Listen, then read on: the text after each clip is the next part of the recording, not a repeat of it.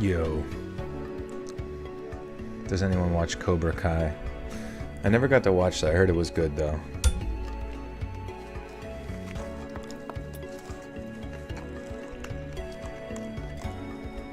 Notifications work today, that's good. Yeah, for some reason no one got notified on Sunday.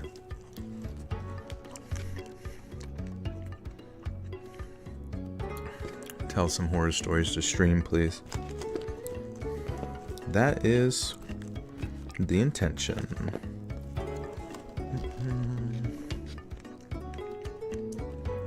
Your mom loves Cobra Kai. Different stream soon screen. This actually is a different one than we've been using. Which one do you want?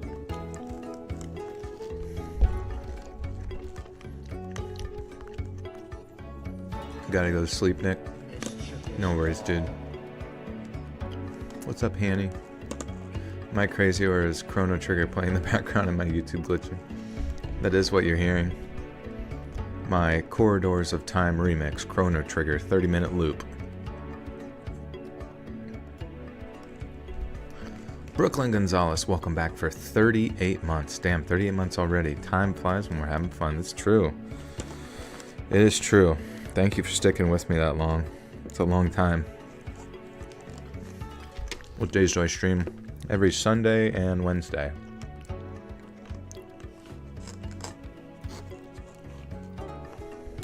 Oh, you're surprised it's different. Yeah, I switched it up a little bit. I was thinking it'd be cool to get like an 8-bit one. Like some sort of cool 8-bit loop. I don't quite know what that would be.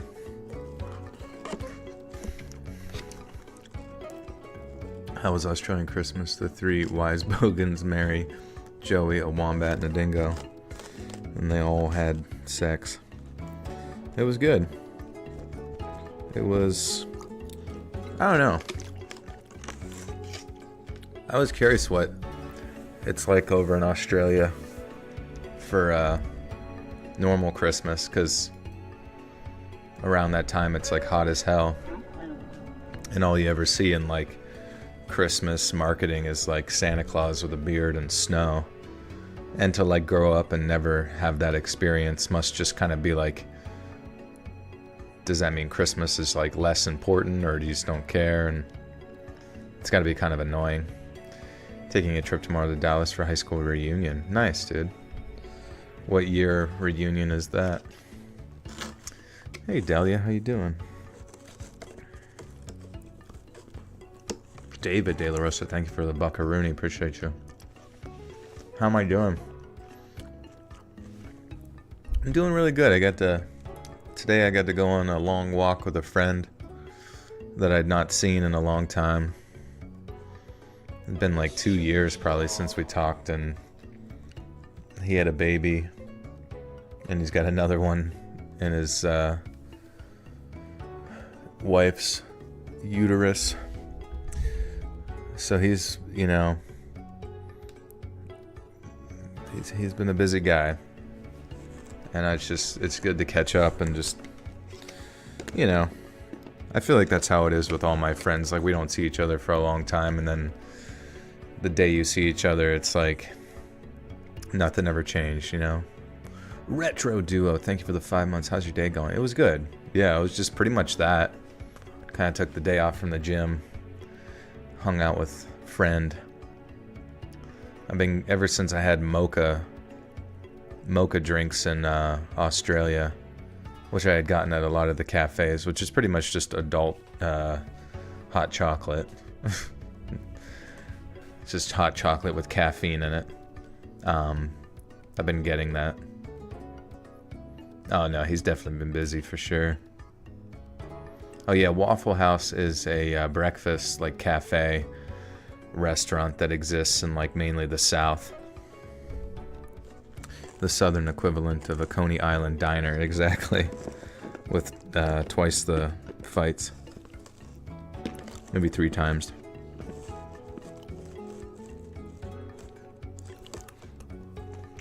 And people have been asking for these stories for a long time. Finally got enough to make a video. Do you guys think of Waffle House applications? They ask, can you fight is the top question. Yeah. What is your mixed martial arts experience before you become a line cook here?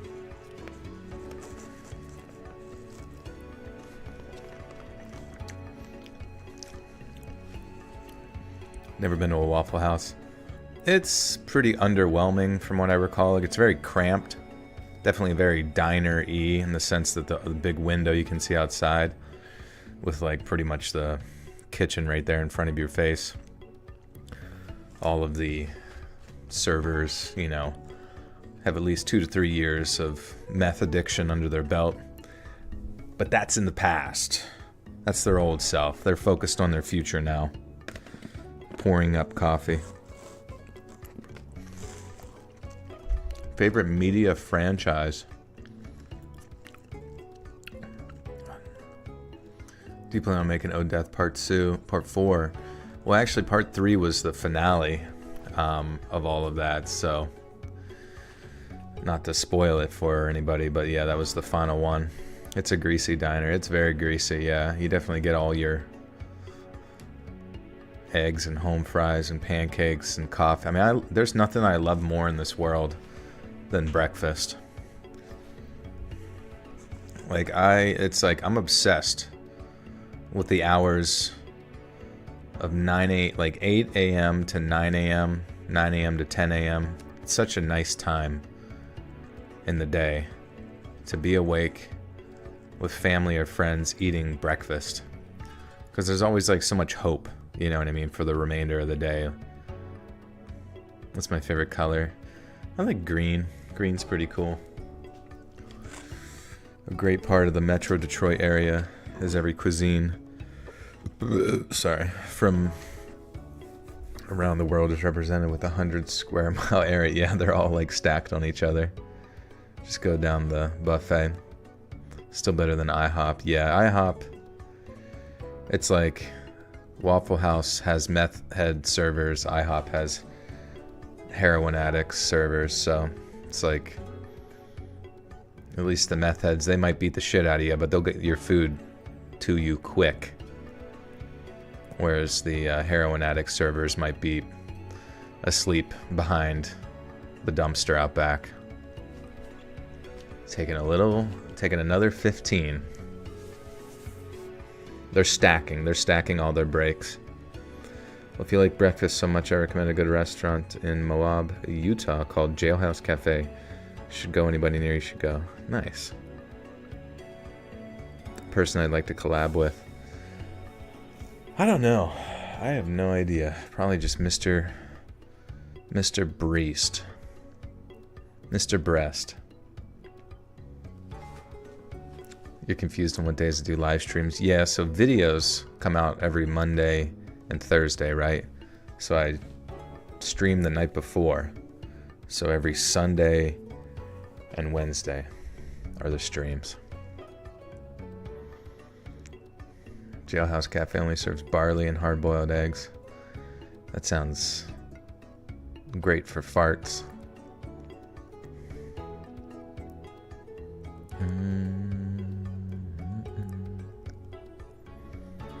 Those breakfasts at Waffle House or IHOP when you're hungover with friends are top tier. That's true. Does Denny's still exist? I remember there used to be like a Denny's around here that everyone would go to.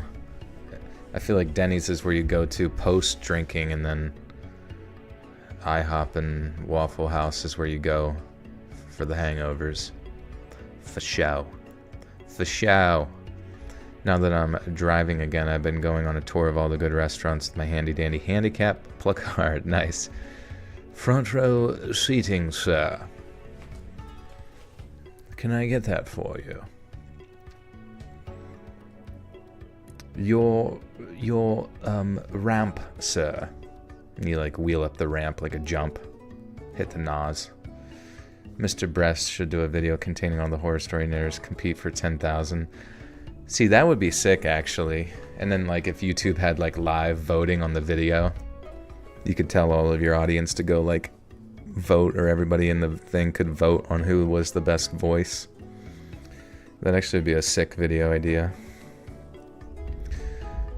And like the 10K wouldn't even really matter. It could go to a charity or something, because it'd just be about the publicity of getting your name out there.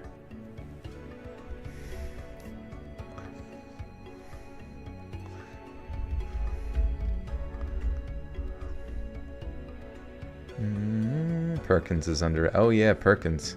Yeah, Perkins is one of those weird ones where you like...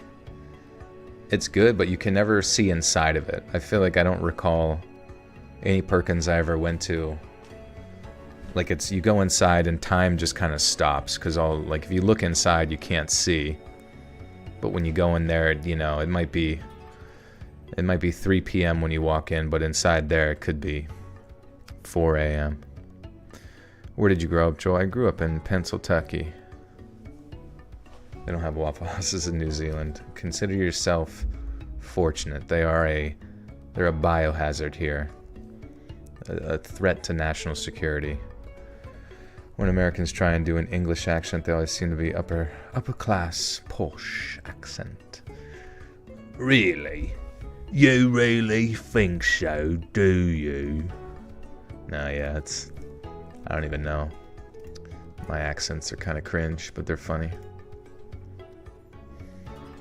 I'm curious though, like what accent most... I feel like you never really get to hear people from the UK like do an American accent most of the time. Maybe they just don't care enough. But honestly, for us Americans, we hear a British accent and it's like we get to like meet Bilbo Baggins in real life. We get excited. Gandalf, is it really you? Will it be your dad? Sounds like a lot of responsibility. Billy the Butcher.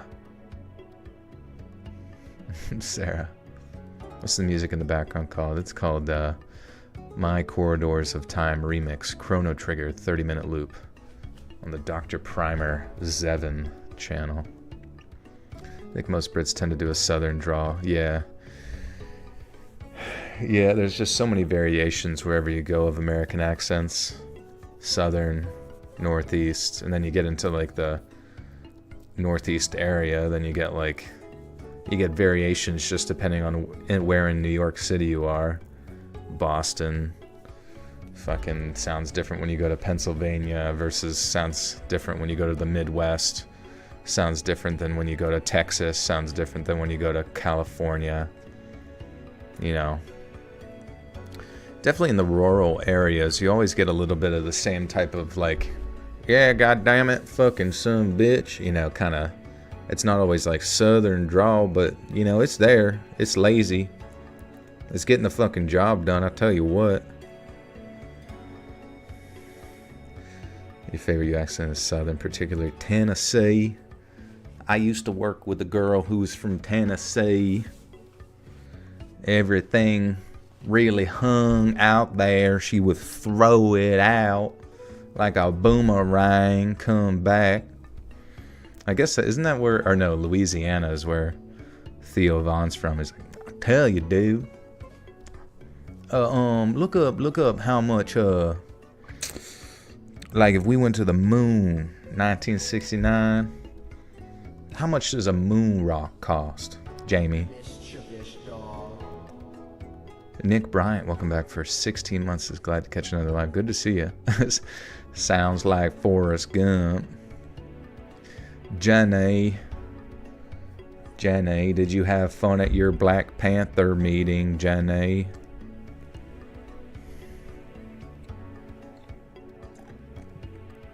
Yeah, I like Theo.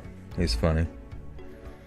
It's so sad though. I feel like all those like comedians, they always have some like deep-seated ongoing like struggle, which is good for character building and stories. But I really do want Theo Von to like, I don't know. I hope he like finds a family at some point. I wonder if he will, or if he's just trying to grind this as hard as possible and then retire. Or maybe he just never will change, which is fine too, because it's hard to change when you've been the same way forever. What DAW do you use to record your stories? I mean, I just use a H4n Pro. And then I edit inside of Sony Vegas. Remove the background noise with Audacity. and bring it back into Sony Vegas to edit the video, and that's pretty much it. All of the hardware effects, not effects, but just hardware like levels as far as volume goes, just pretty much directly in the H4n. No sound, Sarah? Someone tell Sarah to unmute. What's up, Aaron? How we doing? But yeah, anybody who's new here, in another 2 minutes, we're just letting people roll in, get the notification. Hopefully YouTube does notify them. And we will be recording some spooky stories. Sound like Boomhauer, dang, God dang friggin' boom, man. It's coming at you quick, man. This shit's fucking wild, man. It's down Wibbedial, man. How's my cat? He's good. Oh, he's right behind me on the ground. Sitting like a proper gentleman. Retro Duo, thank you for the 1. When I say I hope Theo finds a family, I imagine him being adopted. Yeah. Yeah, that's honestly what he probably needs more than a wife and kid, is like somebody to take him in and like take care of him. That's so funny. Do I have any kids? No, just the cat. It's kind of crazy though. A couple of my friends like just had some kids, you know. And it's funny like seeing my one buddy. I hadn't seen him in a while, and you know, he tells me about like the mental struggles of having children, and just how like being sleep deprived, he felt like he was on the verge of like a panic attack like all the time for like the first 6 to 8 months. Yeah, I have a secret kid. Don't tell them that I'm their dad. What the Sigma? Yeah, it's gonna be a terrifying video. A mischievous. Who came up with the name Pradeep? I remember it was me. But we were watching this show. It was called Pickup Artists, and there was a guy on there named Pradeep. If you ever seen the show Pickup Artists, it's really funny. You should watch it. It's like basically a bunch of like weirdos teach a bunch of dorks how to like pick up girls, and it's really funny. And the one guy's name was Pradeep, and he was kind of like a tepid wimp. And my one housemate at the time said like, oh, we should call the cat that, because we got him around that time. 2014. We were deciding a name because we thought, you know, he was kind of a tepid wimp. But I heard it wrong, thinking I heard like sort of a pun name. So I thought it was purr deep, like purring deeply. And then because I was the one that took care of all the vet stuff, that's what got put on his his official vet papers that get sent into the president's desk. Joe Biden has to analyze all the new cats born in the United States and all of their names. Do you still do unexplainable cryptid, UFO, alien reads? Are you still willing to? Yeah, definitely still willing to. I do paranormal stuff from time to time. Do I smoke? Not really. I did on my birthday last month, but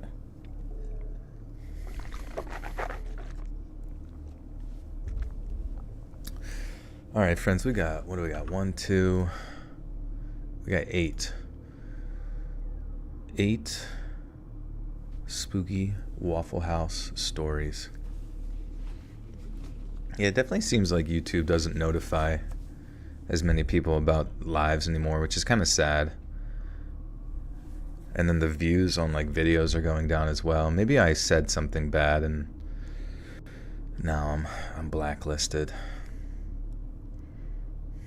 I said a bad thing. Done a bad thing.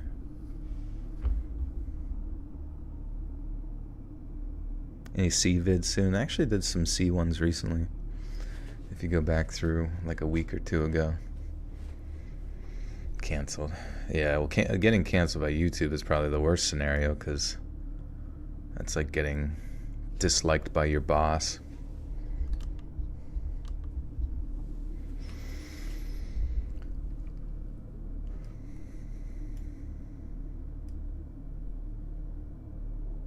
It's because I commented on the Shapiro Destiny debate. Yeah, I should have just kept my gosh dang mouth.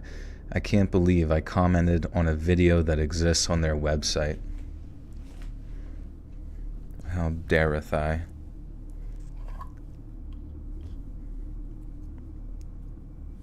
What's up, Harper? How we doing?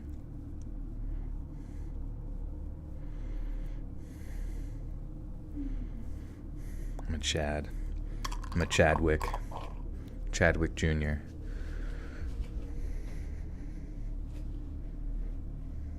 All right.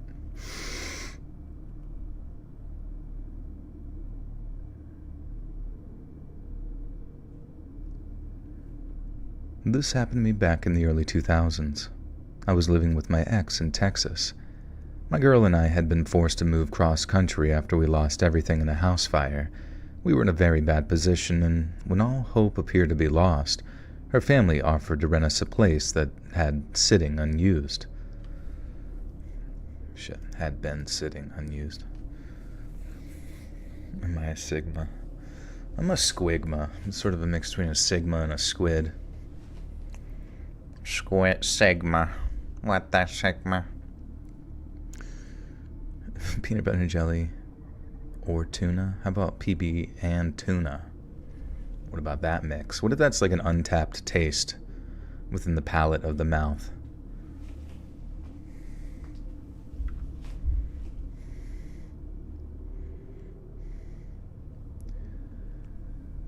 We were in a very bad position, and when all hope appeared to be lost, her family offered to rent us a place that had been just sitting unused. The few things that survived the fire were packed into our old Jeep, and we hit the road. 2 days later, we arrived at her Aunt Jenny's house.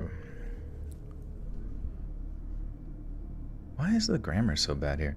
2 days later, we arrived at her Aunt Jenny's house, road-worn and ready to... Road-worn. Oh, like they're worn out. Alright, I'm just going to put this through Chat BBC to fix the grammar.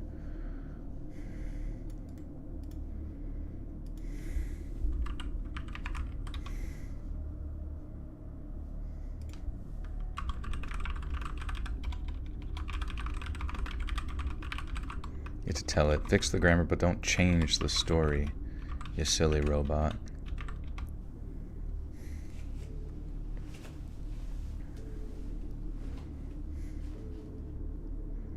How do you avoid lip smacks, loud inhales, and saliva noises while recording? I have no idea. I guess you just get used to it, you know what I mean? I know like buildup of saliva is kind of tough, but yeah, you really do just kind of like do it a million times till like something clicks.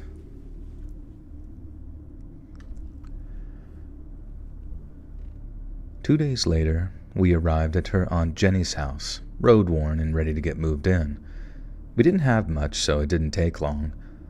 Although we had to spend the first night in sleeping bags on the floor, it was a giant first step toward getting our lives back. Early the next morning, we went shopping for a new bed.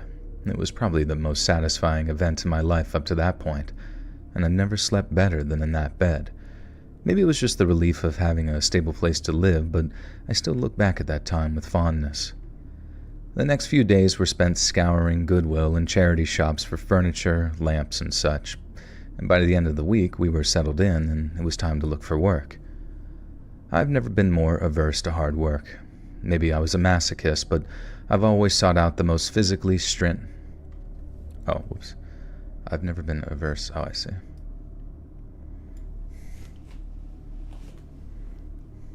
Why do you never hear Pradeep meow? You know, he's just never been much of a meowing guy. Like, sometimes when I wake up for the day and he sees me for the first time, he'll be like, from a distance, he'll be like, meow, you know, but his meows are just very, very quiet.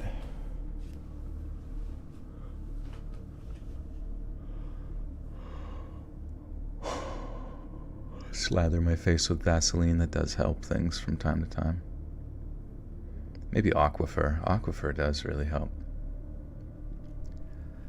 I've never been averse to hard work. Maybe I'm a masochist, but I've always sought out the most physically strenuous jobs I could find. I think a lot of the employers I encountered were a bit shocked at how hard I pushed myself. My insane work ethic has a lot to do with my upbringing. I was one of 4 children in a very poor family. We lived in a remote part of West Virginia, and life was beyond tough. Going to bed hungry was a regular occurrence, and although I was not above raiding the neighbors' gardens in the warmer seasons, my Christian morals stopped me from becoming a full-blown criminal. I'd rather not go into too much depth about my folks, but suffice it to say my dad's love of the good life meant he rarely had a job for very long. Mom did the best she could, but she had her hands full taking care of us, and as soon as my last sister got old enough to go to school, Mom began working part-time with her sister at the dry cleaners. Once I was old enough, I took her place there, and she moved on to better-paying work. Dad and Mom had split up by then. Life only got harder after that, but somehow we all survived to become useful members of society with families of our own. At that time, there was plenty of work to be had. Texas was just beginning to grow in the economic powerhouse that it is today, and everywhere I looked, houses were popping up and new people were moving in. Folks were hiring for every imaginable position. I'd done landscaping work before, so it seemed logical to try.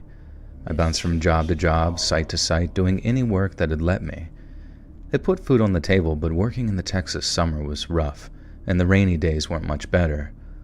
For some crazy reason, I turned to the food service industry.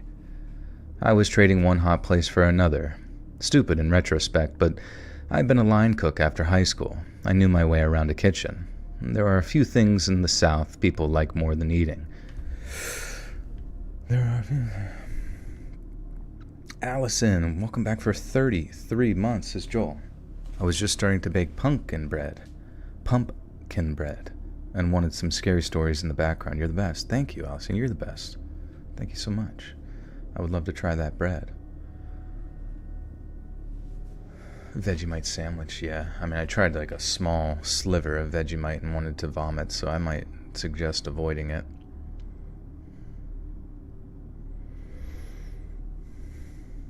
Also, some people make fun of the way I say pumpkin. It's pumpkin, like with a pump, but I sometimes say pumpkin without the P. There are a few things in the South people like more than eating, and our area was overflowing with places to do it. I landed a part-time position washing dishes. The pay was all right, but I was getting killed on gas costs in the long run. I was about to go back to landscaping when I got a call from a Waffle House. The pay was better and the location was less than a mile from our home. I could walk to work and Missy could make cake. I could walk to work and Missy could take the car if she needed to, and it seemed like the best thing to do. Now we could both work full-time rather than juggle our schedules with one car, and I went for the interview and was hired in less than 15 minutes. Missy was over the moon to hear it, and I'll admit that I was pretty excited too. Stable work, no matter what it is, can go a long way to ease your money concerns. Missy's boss had been nagging her to take on more hours, and now she could. Overall, things were beginning to look up. As I walked to the restaurant that Monday night, I had the worst case of butterflies in my life. For some reason, my instincts told me this job would be like none before it, and boy, did I turn out to be right. My first couple of weeks turned out to be relatively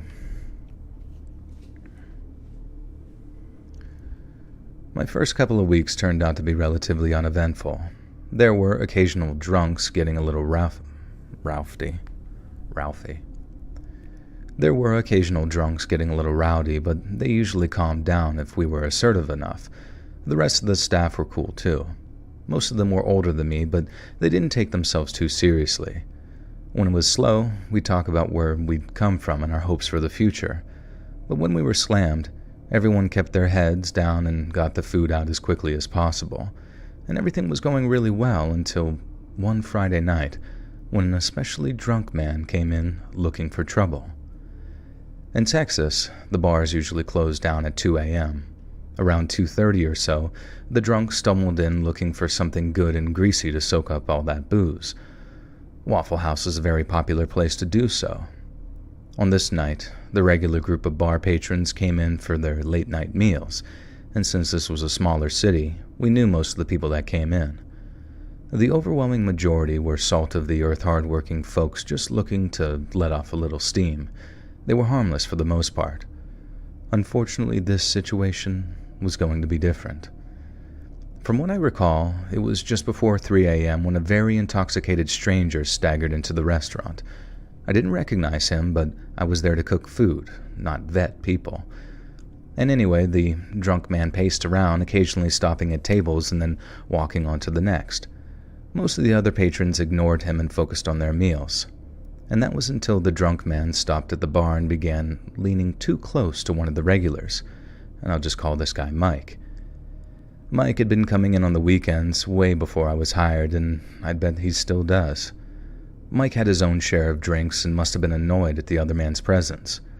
He started barking at the man to get away from him, and he told him he stunk. The stranger took offense to this and tried to take a swing at Mike, but missed. Mike pushed him down onto the floor and stood up from his stool. He was looking down at the stranger, shaking his finger at him while he cursed him out. The drunk stranger stumbled back to his feet and rushed toward Mike. He managed to punch.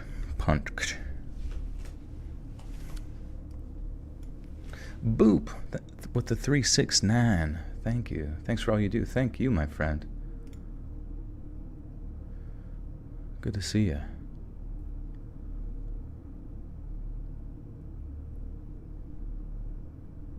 Hey, knocking. Take care, dude. Found a spooky dump chilling in the toilet of the diner up the street. Nice. You talked it. You talked to it for hours.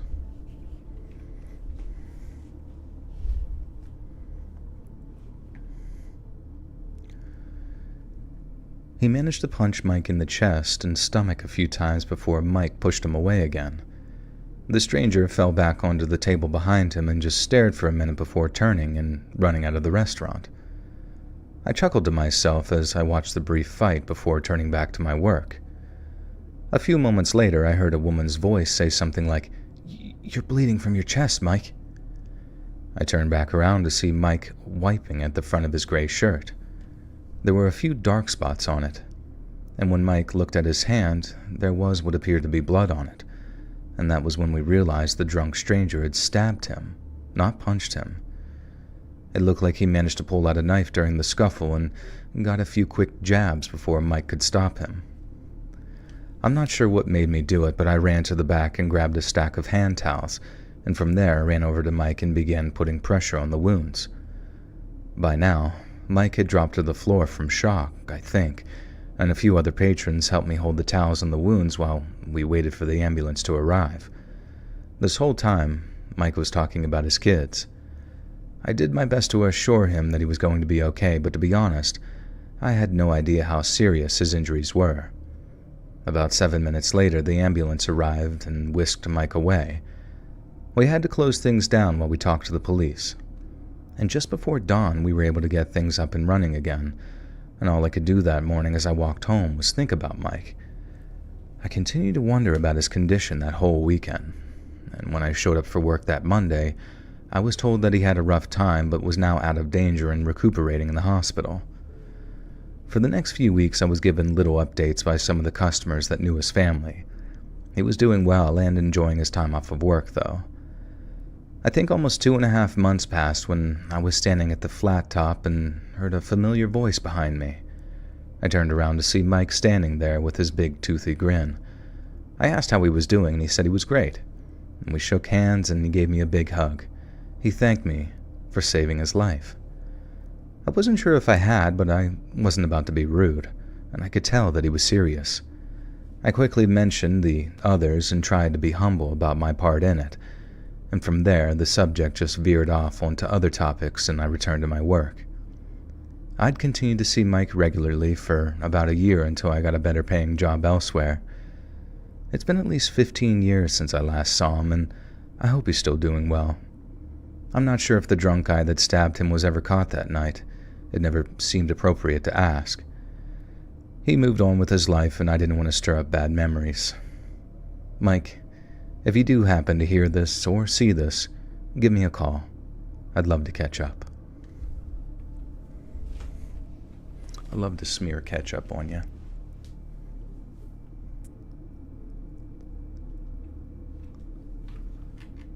Oops. Wait, why is... Did this freeze? Huh.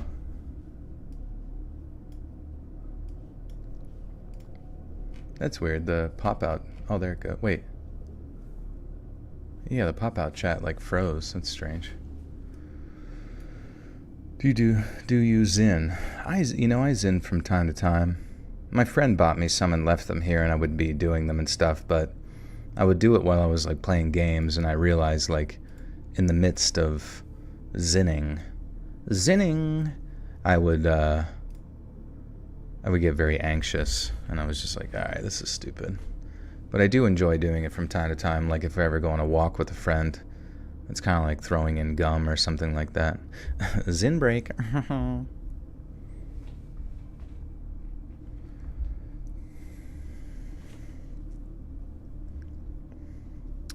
Do. I use it as a little treat. A little treat. Alright, here we go. This time we're just going to throw it to fix the grammar right off the gate. Fix the grammar, but keep the story the same, and make it visually readable with syntax, etc.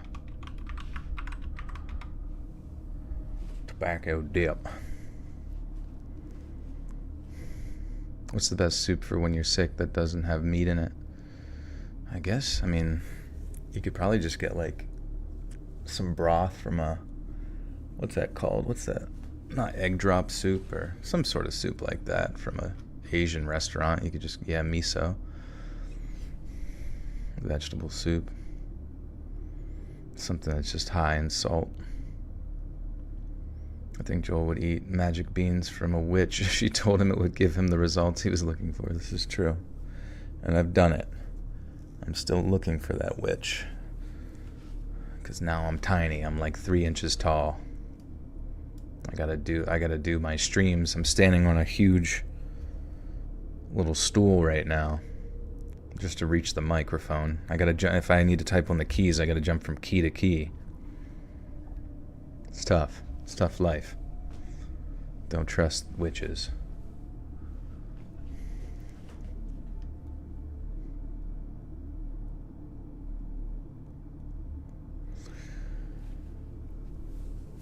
A little mushroom chair, yeah. A little mushroom beam. I ride Pradeep around to get to my bed. Sometimes he thinks I'm a mouse and just swats me. Ow! Throws me across the room into a wall.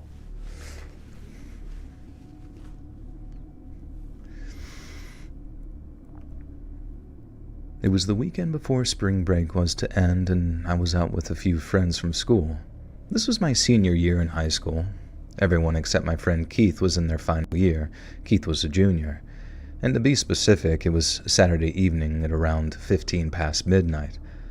The 4 of us had piled into Keith's Mustang and went to see a movie earlier in the evening. After the movie ended, we decided to go to the Waffle House for a late-night snack. We ran into a couple more friends and lost track of time, and before we knew it, it was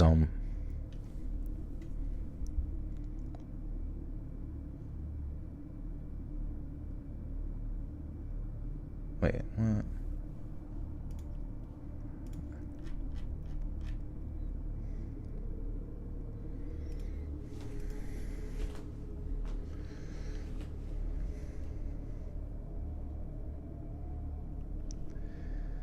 We ran into a couple of more friends and lost track of time, and before we knew it, it was way past our curfew, including Keith's, who was driving, and we all paid our bills and rushed out the car.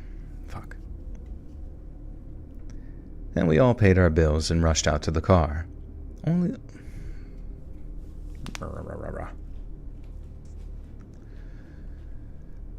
and we all paid our bills and rushed out to the car, only to find that it had a flat tire.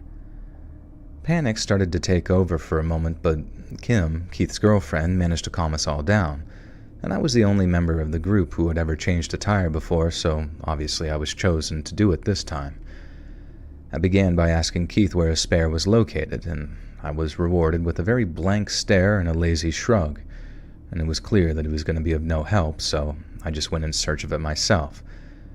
And after countless minutes of digging through a giant pile of clothes and junk, I finally found it. Luckily, the jack and a lug wrench were lying underneath, and once I was able to dig everything out, I rolled the tire over and jacked up the car. Kim was kind enough to sit next to me and light things up with her phone. Keith and our friend Seth just sat on the curb texting people while we did the work, and to be honest, there really wasn't much they could do, but their lack of concern did annoy me a bit, especially Keith's. I shrugged it off and got down to business. The spare did appear to be a little underinflated, but it was going to have to do for now. And the actual operation was going relatively smoothly, but it was looking like we'd be on the road soon until a new problem arrived. Just as I was beginning to hand-tighten the bolts on the spare, a car of college guys pulled up a few spaces over. Normally, this wouldn't have really mattered, but in this case, it probably meant trouble. You see, my friends and I had problems with these guys in the past.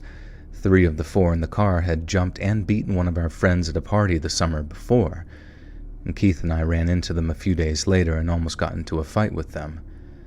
A lot of threats were exchanged, but their girlfriends got them to back off, and I knew that wouldn't be the end of things. And now here we were, almost a year later, unable to get away or distance ourselves.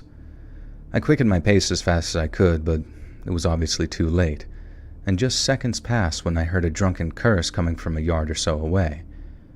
Great, I thought. As if things couldn't be any worse, these morons were drunk as a skunk, and I knew this wasn't going to go well. And rather than react, I just continued my work, and our only hope was to get this done before a fight broke out. Keith and Seth started exchanging words with those guys, and things got heated quickly, and I whispered to Kim under my breath that things were going to be okay, but in truth, I clearly had my doubts. The last lug nut was tightened just as things were popping off. I didn't see the first hit, but I knew something was wrong when the light disappeared. I turned around and saw Keith stumbled back onto the ground. Seth was all alone now and outnumbered 4-1, and without a second thought, I ran towards the attackers, swinging wildly with that lug wrench as I went. In hindsight, it's probably a miracle I didn't seriously injure anyone or kill anyone with it. I know I made contact with at least 2 people, but I'm not sure where, and I continued swinging around like a madman until I heard a voice behind me telling me to stop. It took me a moment to realize that it was Seth. I turned around and saw him waving his hands, and now that I was out of my haze, I could see Keith lowering the jack while Kim helped him. I didn't know where the college guys had gone, and at that point, I didn't care. My single thought was to get away from the situation. Seth and I gathered up all the tools and threw them into the trunk, while Keith and Kim got into the car and started it. We hopped into the car and pretty much squealed out of that parking lot, and it's a miracle the spare actually held up with how much inflation was inside. Yeah, what up, Lynn? What's poppin'?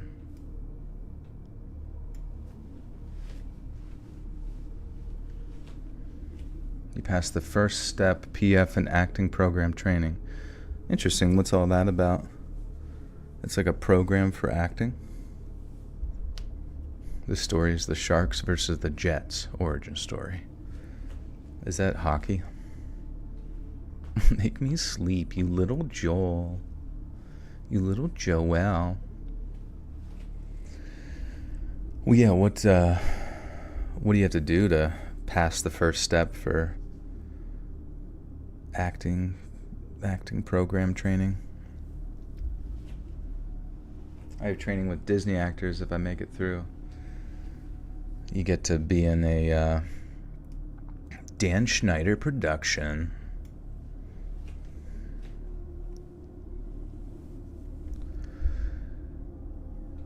It's a miracle that the spare held up. I don't recall checking the nuts one last time. That doesn't make any sense. Does that make any sense? I don't recall checking the nuts one last time. And now I began asking questions. Seth, oh, okay.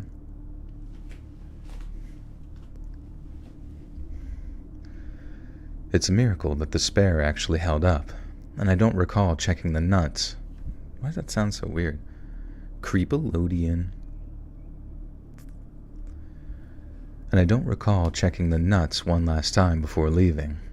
And now is when I began asking questions. Seth waited patiently until I finished to answer me, and he said that 3 of the 4 were about to jump him, but I went crazy and started swinging that wrench around, and they turned to jump on me, but I hit them all a couple of times and they just turned tail and took off. And to this day, I still don't really remember much of it. I guess it doesn't matter though. We all got away unharmed and we never saw those idiots again. I was worried for a while that the cops were probably going to show up, but thankfully they never did. And hopefully those losers learned their lesson that night. No matter how tough you think you are, a scared nerd with a lug wrench probably is tougher.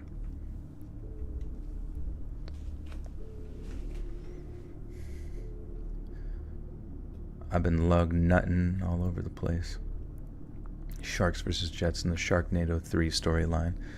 We should work on the Sharknado 3. Wait, has there been 2 of them? Is it 2 Sharknado movies? A Sharknado 3 in the works?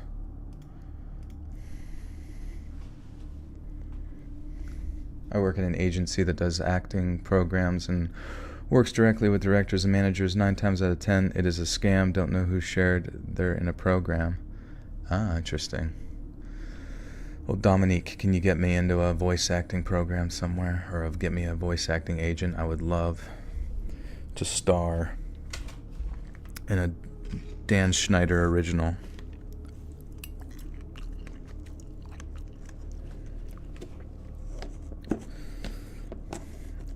I'm very well coached.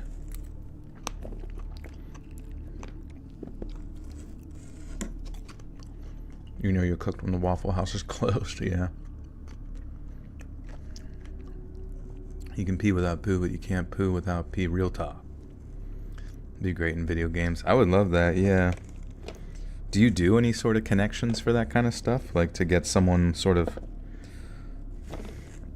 kind of hooked up, or at least down the process of communicating with the right folks, etc. Because that seemed to be like the biggest issue. I know I can act, given the right direction. Can take direction, blah, blah, blah. Yeah, I feel like I have a lot of potential within my range. And I would work for lunch, pretty much.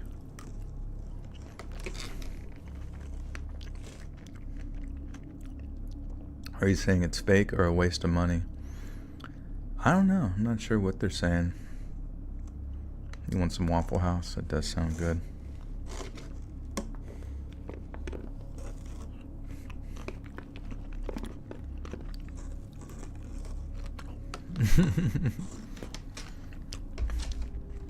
Yeah, get me on that couch. It's my favorite part. You get on the couch and it's a lazy boy. It's incredibly comfortable. Am I eating? I'm just eating some, there's a 1% chance you'll get places, get an actual agent. Yeah, how do you do that? Do you just have to, like, have somebody give you the conversational hookup, or... Because I'm thinking, like, if I actually get into it on, like, a professional level, like, I probably have to drive up to New York City, which I have no issue driving up to New York City to do whatever, even if it's just, like, meeting with people or something. I feel like that would be a fun experience. Am I eating drywall? Yeah, I'm just peeling it off the siding. Crunch.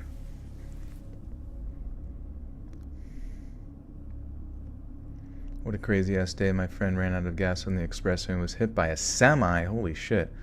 Luckily, he seems to be recovering. Holy fuck, dude. Oh my god, yeah. I think I mentioned this, or no, what day was that? Oh yeah, it was Friday.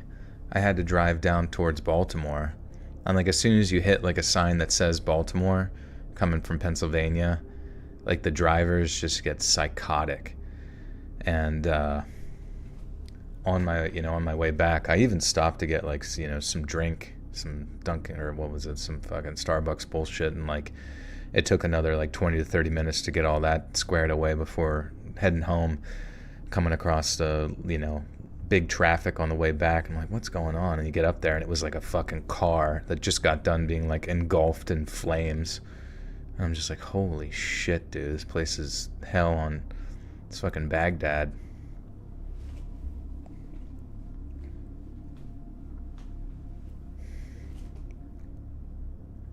Joel totally has ADD. Yeah, do you think I got ADD? Is that a sexually transmitted disease, ADD? How did I get that? How are you going to fix me? Do I have to take... How many vaccines do I have to shove in my eyeballs to make me just exactly how you want me?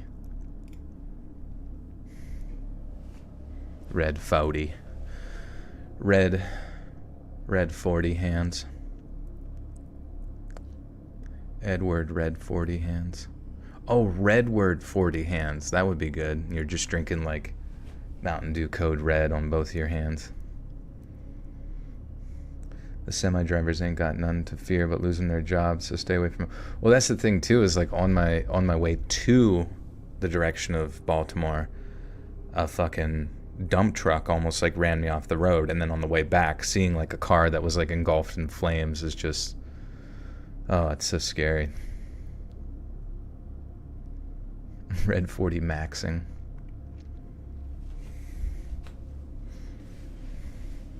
Yeah, you sit on the couch, the casting couch, and you eat the witch's magic beans, and you should be good. Lynn, thank you for the gifter, too. Hanny, welcome, Hanny. Put the beans in your face.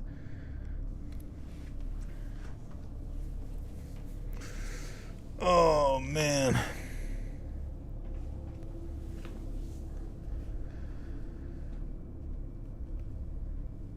I used to work at the Waffle House in Bethlehem, Pennsylvania. People sometimes ask me if I ever saw one of those Waffle House brawls or anything like that, but honestly, it really wasn't that kind of place. We were just down the street from a bunch of bars and stuff, and the Lehigh College campus was less than a mile away, so we definitely got our fair share of customers during the midnight hours. But I think during all the night shifts that I worked, I only saw maybe 2 or 3 physical confrontations, and those mostly consisted of a little shoving before the 2 people about to fight were separated by their friends. And that's not to say that I didn't end up quitting after a very violent incident. It's just that the incident in question happened to be considerably more messed up than some dumb street brawl. As you can probably guess, weekend night shifts tended to be the busiest when it came to drunk college kids or sports fans stopping by for all-star specials. But the weekday night shifts could actually be pretty quiet. You'd get your giggly stoners staring at the menus for like 20 minutes before ordering, but there were never any trouble at all. And the same went for the truckers and shift workers who came in the store cold sober for their patty melts and hash browns. But then this one night, we had this super sketchy crackhead-looking guy walk through the doors, and I swear to God, when he first walked in, I was like 90% certain that he was about to pull out a gun and rob us. The Waffle House I worked at never had a single robbery for the whole time that I was employed there, but it was still one of your biggest fears when it came to working the night shifts. And whenever anyone came in who fit that profile... Sorry. God damn it. Or imagine if you guys could donate and like make me burp. That'd be kind of funny. Or like you guys could press a button and I just like shit my pants.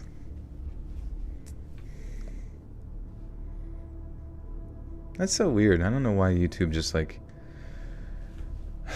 It's kind of frustrating because like ever since I've ever done live streaming on YouTube, ever since the beginning, I've had like people commenting that they don't get notified, don't get notified, don't get notified. And you think there would be some sort of aspect to the algorithm that people who stick around those particular live streams more often would get notified more often of said live streams. You know what I mean?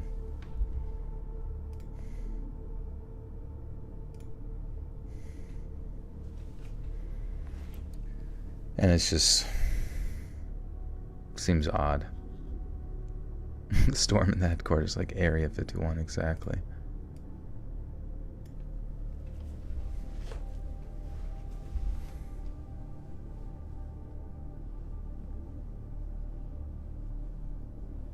Pradeep is sprawled out right now. I'm giving him a good foot petting.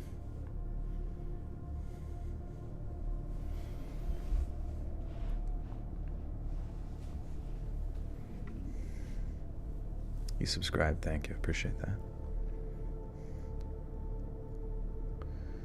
Loyalty over love, Joel. The day one subs come first. I appreciate that.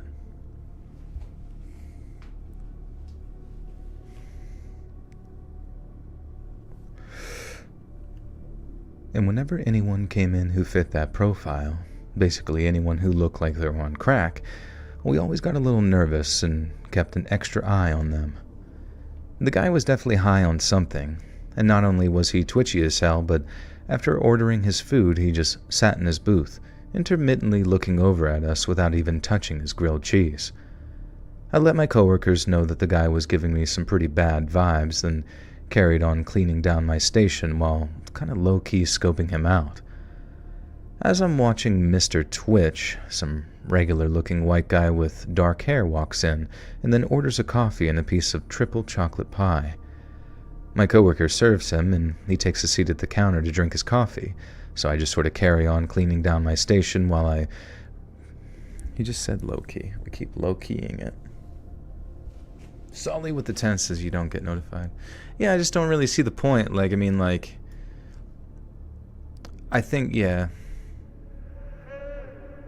I don't know, you would think that notifying people would make more sense, because you would especially notify the people who, like, donate. Yeah, I'm going to write this down, because I do have, like, I did get invited to, like, a YouTube, like, engineer meeting thing. I don't know what it's about, really, but you're supposed to give, like, ideas for shit. And just write that to better notifications, live streams, regulars.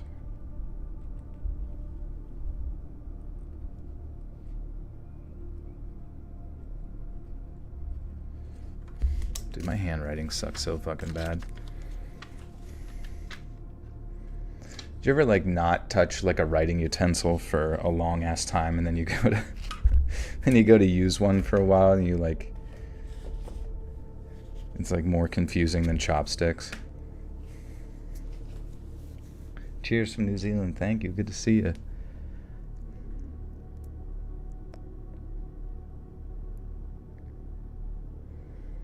Hey, Tactical Kid. Good to see you. I'm starting to see better videos on Facebook Reels. Yeah, who knows? Maybe YouTube...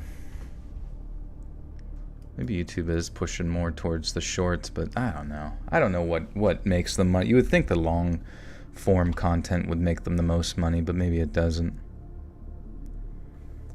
Read your previous message. Let's see. Do you happen to have your old reading screens maybe somewhere around 2019? The Space Lounge. You want to see that one? Where's this one?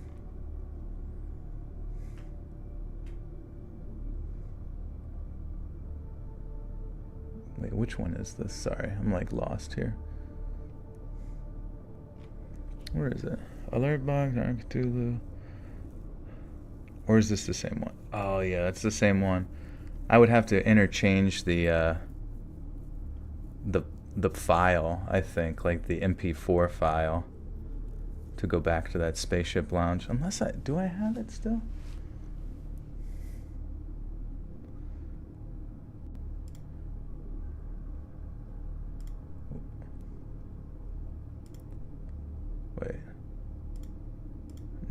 am I doing? Sorry, now I'm lost. There we go. Remember this one? This one's from a long time ago. I'm just going to test to make sure that... Yeah, that still works.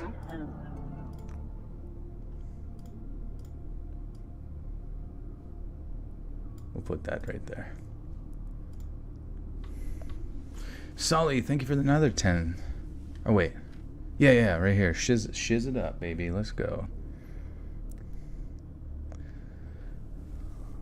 Maybe that's my issue. Maybe if I ran ads during live streams, maybe it would notify more people. Maybe there's like... I don't know, man. I just wish there was like some more transparency on how to like maximize your shit, but then I guess like everybody would be doing it, but isn't that what you want? I don't fucking know. It is what it is.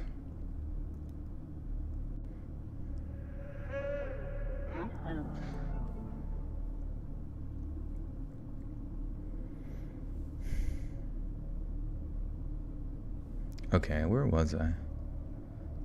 Clean up.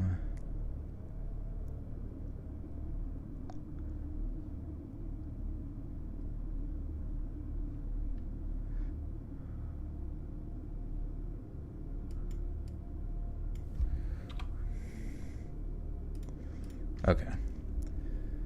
My coworker serves him, and he takes a seat at the counter to drink his coffee, so I just keep on cleaning while I watch Mr. Twitch. Mr. Twitch looks up, and we make eye contact for a second, and then he looks back down with this sort of nervous expression, like he's either high out of his mind or something and the paranoia is kicking in, or he's thinking about doing something crazy. And I'm getting more and more nervous, but then to my left I hear, "Don't I know you?" And I look around to see that Mr. Coffee and Pie is turned around on his stool and is talking to a guy eating in the booth behind him. The guy in the booth is like, "I don't think so." But then Mr. Coffee and Pie is like, "No, you went to such and such elementary school. You were in my 4th grade math class with Mrs. So-and-so." And I can hear that the guy at the table having a bit of moment of recognition, but I wasn't watching them like I was watching Mr. Twitch. They go back and forth about how crazy it is to run into one another in a Waffle House at 1:30 in the morning, and then start reminiscing about this and that and the other. I lost track of their conversation when I went to get some more cleaning supplies, but when I returned, they were wrapping up their chance encounter with a few good to see yous and take cares. But then, out of nowhere, Mr. Coffee and Pie stops by the door and says, "Oh, and one more thing." Then I look over, just in time to see him pull a gun from out of his jacket. The guy sitting in the booth didn't stand a chance. He looked up just in time to see Mr. Coffee and Pie pull the trigger, and then after 3 shots, the guy slumped forward onto his half-eaten plate of food. The place was so quiet after Mr. Coffee fired his gun that after I ducked down below the counter, I heard the sound of the gun hitting the floor after he dropped it. I stayed down below the counter while I heard the door open and close, and then everyone stayed silent for a few more seconds until some lady started screaming like a goddamn banshee. At the time, there wasn't really any kind of contingency plan for someone getting shot in the face at your Waffle House, so we did the only thing we could think of, and got everyone that hadn't run off to walk behind the counter so we could guide them out into the rear parking lot. Naturally, everyone was extremely shaken up, and the woman that had been screaming was hysterically crying. The restaurant was closed for a few days after that because obviously the cops had to perform all kinds of crime scene analytics and forensic stuff. Waffle House offered us free counseling and a bonus to anyone from that shift who would return to work. But unlike my 3 coworkers who were working with me on the night of the murder, I didn't take management up on their offer, no matter how generous it may have seemed. Now call me a coward, but I just figured, why go and work back at a place like that? Where every time I wiped down a table, every time I looked at it, I'd be reminded of that guy slumped over in his food, with that stream of blood just oozing off the table onto the floor. I take my hat off to anyone that could just go back and act like nothing happened, but to me personally, I'd rather just get a job someplace else. Someplace I don't have memories of someone getting murdered, right there, in front of me.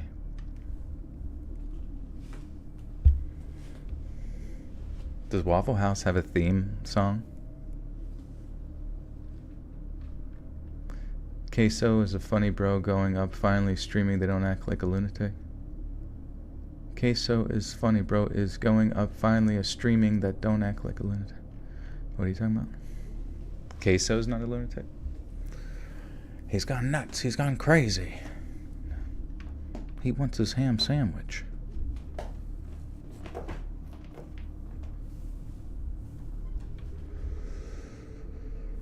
Oh, shite.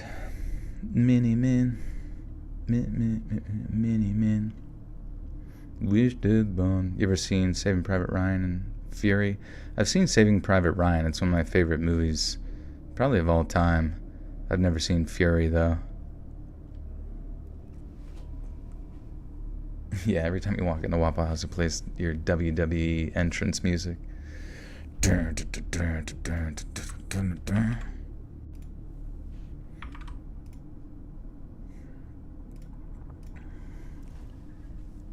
Thoughts on The Matrix? Matrix 1 was good. I remember I played the shit out of the Matrix video game that was coming out before Matrix 2 released. And then I don't even remember anything about Matrix 3 Revelations or whatever it was. And then I did not see Matrix 4. I heard it was kind of like making fun of making movies and like breaking the fourth wall a lot, and I just I don't know, didn't have any interest. It's any better than all the Kick or Rumble streamers or whatever that like Sneak and Jack Doherty and Neon. Yeah, I'm not familiar with a lot of them. There's been like a burst onto the scene of people like Queso and Jinxie, and I didn't even know who that guy's sketch was until it turned out that he had like an OnlyFans, which who gives a shit, but like there's these people that I see them in like social media news, and I'm just like, I don't fucking have any idea who these people are at all. Trying to talk yourself into watching Longlegs movie. I want to see that too. I heard it was more like a murder mystery type vibe. Jarhead. I did see Jarhead. Yeah, I remember that with Jake Gyllenhaal. That one, I feel like, was one of the first sort of modern war movies that made me realize like kind of how the modern war effort just feels like a big fucking waste of time and PTSD and all that kind of shit. Same with that one, there's a documentary on Netflix like 10 years ago or something called Yestrepo or something. I think it was named after one of the soldiers that died in a area of Afghanistan. It was like the most active area of Afghanistan, some mountainous region. And I don't know, it just made like, and I don't know, I felt so bad for the one guy, him just like trying to keep his cool, and he was just basically saying how he just doesn't sleep ever. Like he can't sleep anymore. Queso is actually good for being a wholesome and clean streamer. Yeah, Queso seems like a nice guy though, for sure. I mean, they all seem fine, you know, there's nothing, I don't know, everybody seems fine. You know, there's nothing wrong with them. I just don't, you know, it's so hard to give a shit about anybody, and just knowing that, like, you know, you look at someone like Ninja and stuff, it's like he was popping off for a while with Fortnite, and then it's like that dies down, and everybody comes and goes, you know? It's sort of like you get that burst of success, and then it sort of tapers off, and I don't know. Tamsin, thank you. I'm glad I helped you out there. That's good to hear. Leave the World Behind, never heard of it. I'm popping off.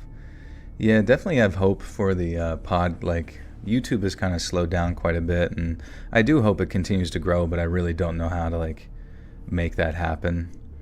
I would pay money if, like, somebody would, like, had some connections on, like, creating sort of cross promos and shit. I'd be kind of sick, actually, to have, like, a certain amount of money dedicated to promotion stuff. I just don't know how to really get that all going, you know what I mean?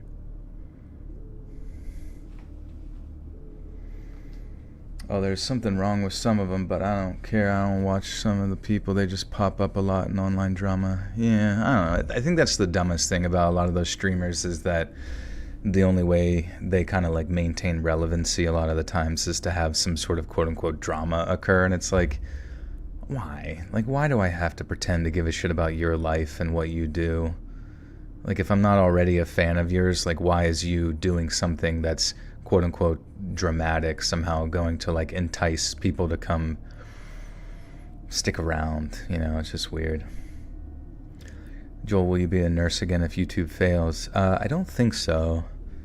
I think after getting a taste of what it's like to like create media for a job, I don't think, like, I probably would go do audiobooks before I ever go back and do nursing again, to be honest with you. And it's nothing against anybody that does it, but whatever honeymoon phase I had with that aspect of my life is long, long gone. Hold on a second. Let me close this door real quick.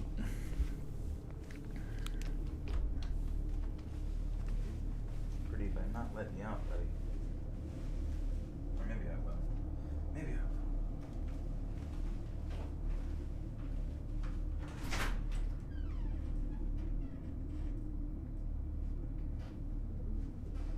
Here you go.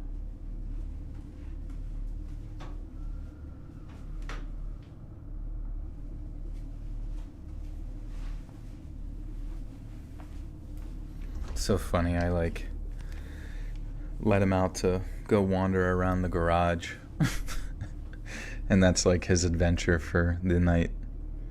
But he'll sit there and meow and like he knows, like, it's so funny that he knows like what a doorknob is. Like, he'll reach as far as he can to get to the doorknob specifically because he knows that's like what I put my hand on to like twist things. I don't know, cats are like way smarter than we give them credit for, but they're also very dumb too.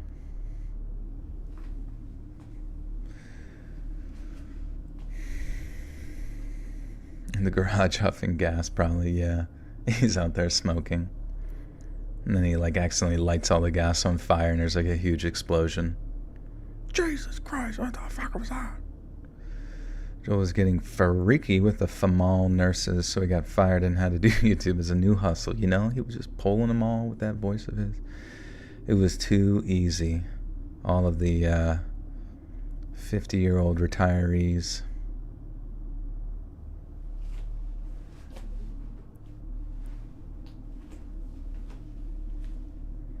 Propane.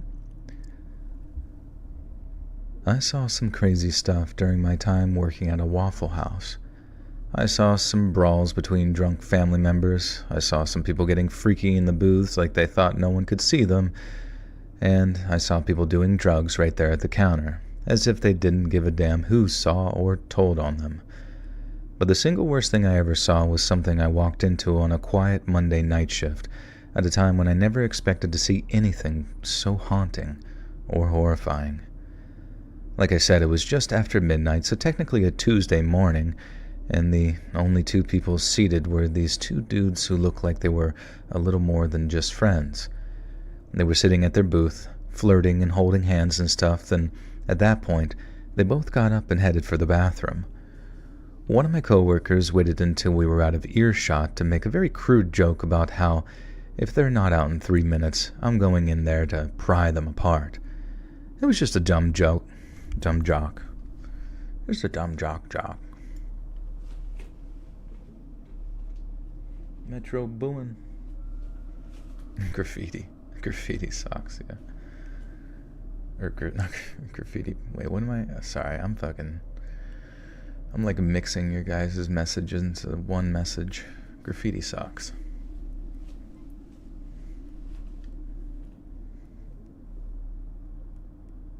Dude, actually, that would be kind of a sick style for women.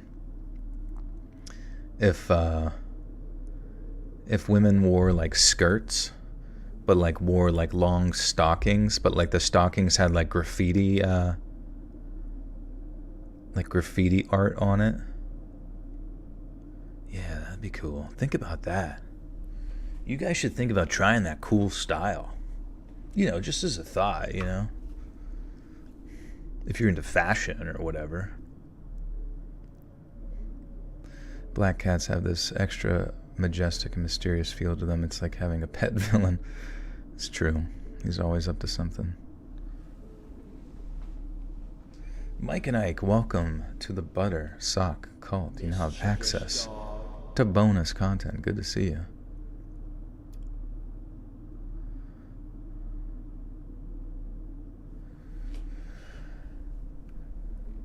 It was just a dumb joke, though. Like, I don't think anyone believed that they were about to do anything unsavory in there.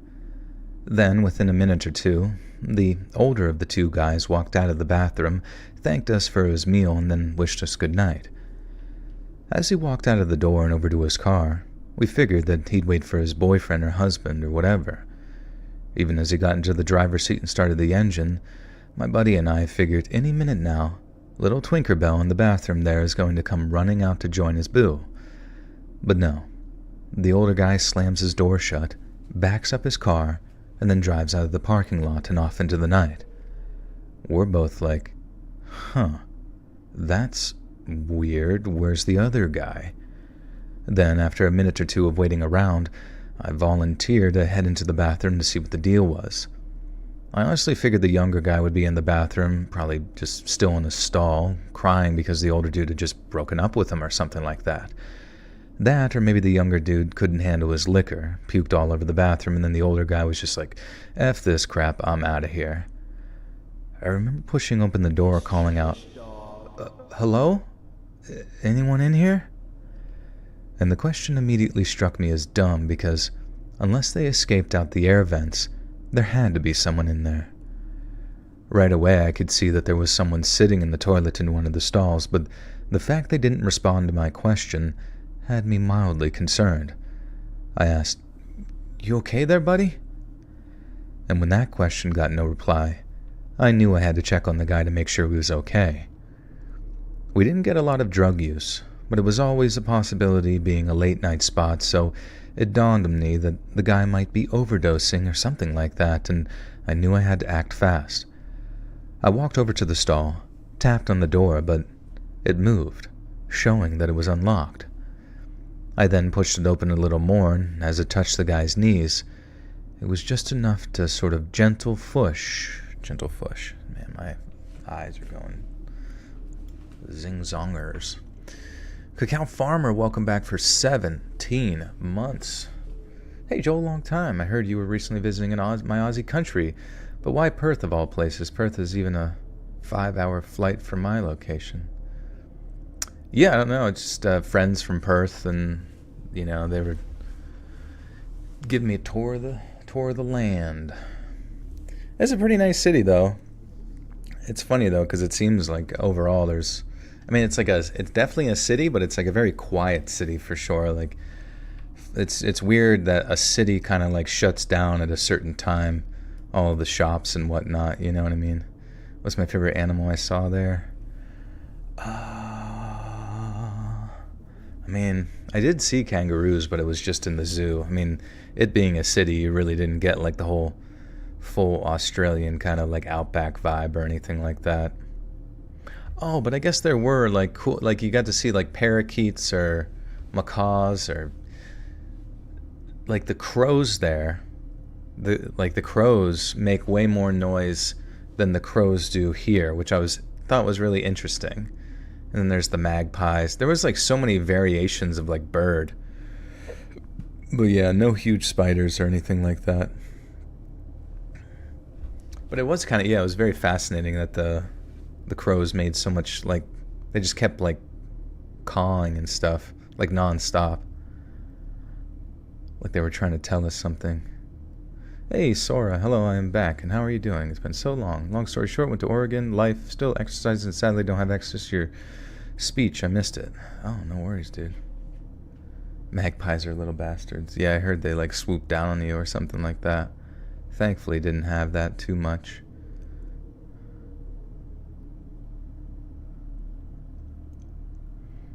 Did they take me to Fremantle? They did, yeah. There was it was cool. Got to take the train. The public train was pretty neat, you know what I mean? It wasn't like a bullet train or anything like that, but it was cool to like see all the different sites and like the 30 to 40 minutes it took to get there. And then Fremantle was cool. It reminded me a lot of like kind of a northeastern, since it was like winter or whatever, it reminded me much of like a northeastern beach kind of vibe. But it also had like that sort of like, it's a fort, kind of like a fort situation where everything was like covered in like concrete and like old history. Hey, Astro Child, thank you so much for the big 10 gifters. My goodness. Welcome, Evan Murphy, Stop Motion Man, Melania Blade of Michaela, Sarah Wardle, Jorge, Faceless, Brian, Sora, Scra, and Jetta Jade. Be sure to thank Astro for that. Thank you so much, Astro. Very, very kind. Mischievous Frogs. You hear about the car chase in LA where it turned out that there was a baby in the back? Oh my god, that's so scary, dude. I don't know. I saw like, you always see like random like, I feel like Instagram allows like so much. Have you noticed that lately? Like Instagram allows like so much more crazier shit now than it used to. I feel like in their heads they're like, fuck it, I guess we'll just be the app that allows more nut stuff. Like, because there will be like whole private profiles like, I post shark attacks and I post car chases and I post shootouts, and just, you know, I don't follow them or anything because videos like that I feel like ruin my day mentally for some reason. But sometimes you stumble across some of them that are like public. And there was one where the cop like went to open the dude's door, and then the dude like took off with the car, you know, doing like 60 or something like that on the highway with the cop like hanging off the door, and the cop is just like begging him to stop. He's like, "You're gonna kill me! You're gonna kill me!" And then like, and then he finally like stops the car, and then the cop just like shoots him in the chest twice, which is just fucking nuts. And then like, he has his like daughter in the back. There's like a little girl in the back, and he's like, the cop like grabs her and he's like, "I got you, sweetie. Yeah, you're gonna kill me." And then the little girl doesn't even care that her like dad or whoever is like shot in the front. Maybe it was a carjacking, but her first thing is like, my phone. And she just wanted her phone time, dude. She wanted to get back on Angry Birds and Subway Surfer.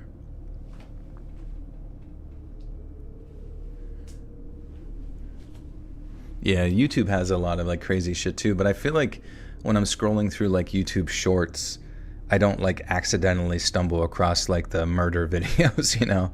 It's like Instagram where you're like getting like kitties and puppies and funny memes, and then all of a sudden somebody explodes inside of a factory, and you're like, okay, I guess that's burned into my psyche forever.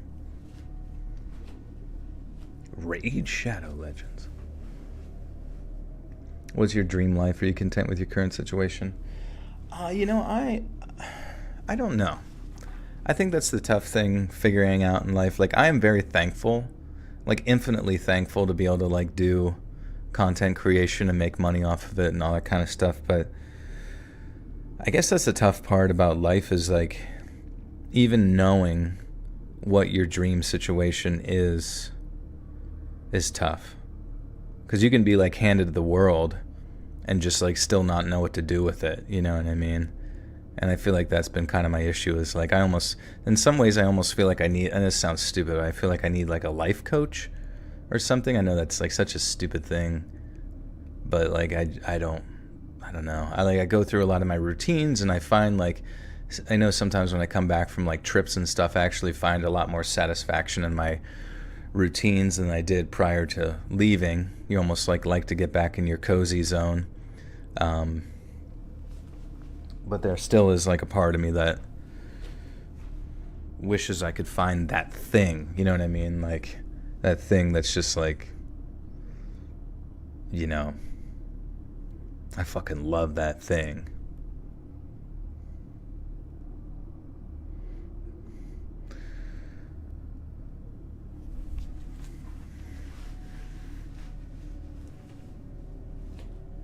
I would love having kids.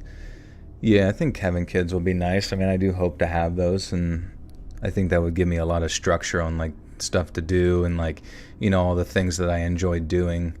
You know, you just look cooler when you do it, when you bring your family with you. You know, if you go to a restaurant, it's like all of a sudden like I don't know, like, do you ever notice that with people, like people that are like completely fucking like quiet and like whatever, and then as soon as they get like a spouse or a significant other, suddenly they like carry way more weight to everything they do in a social situation just because they're a couple, and then that like amplifies like tenfold because they're, you know, they have kids and stuff as well, even though objectively there's like nothing specifically that they are doing differently as an individual.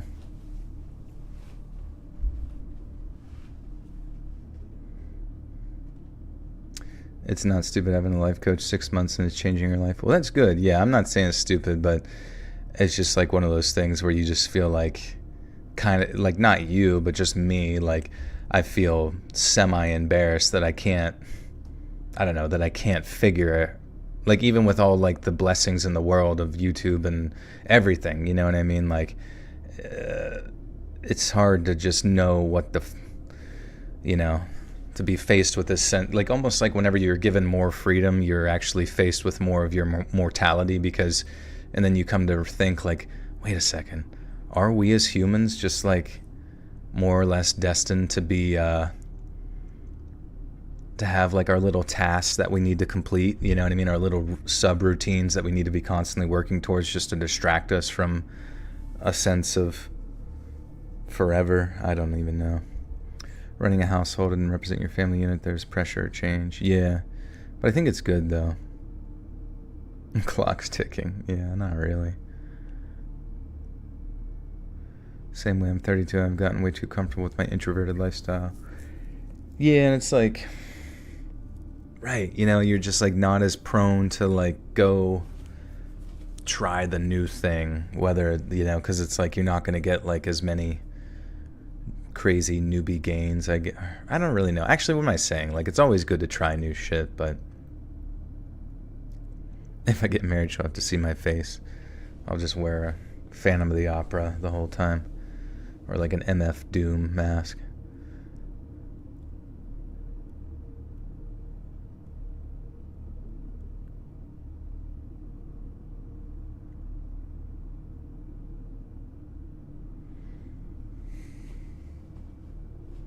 Less gym, more baby making.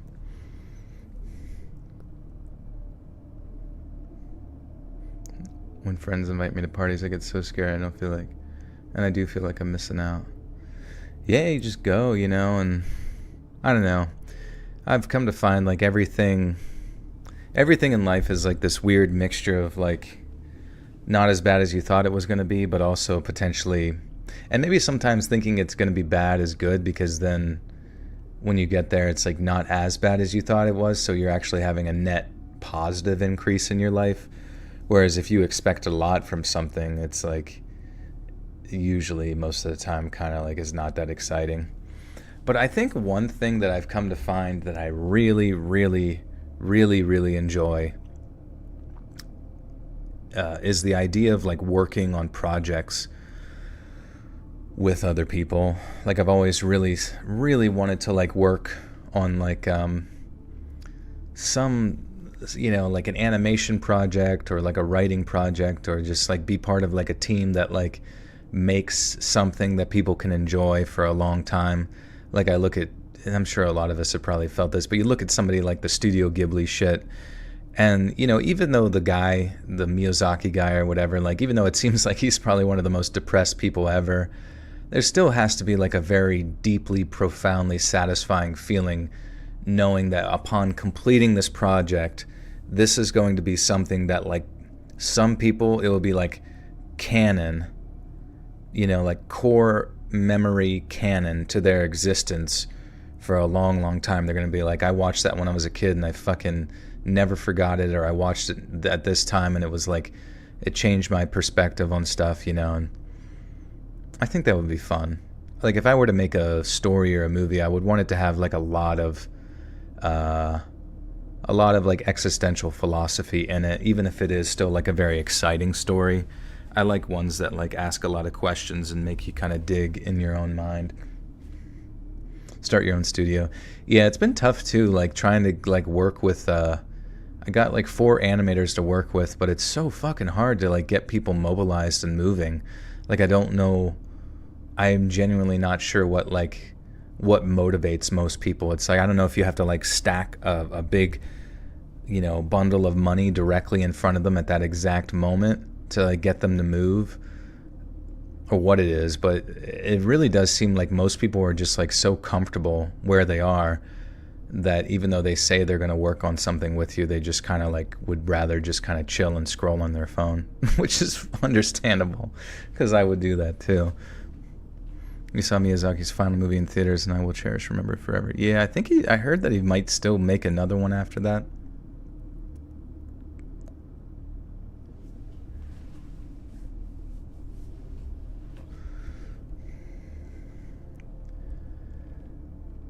I then pushed it open a little more, and as it touched the guy's knees, it was just enough gentle force to push him off balance and send him falling off the toilet to his right.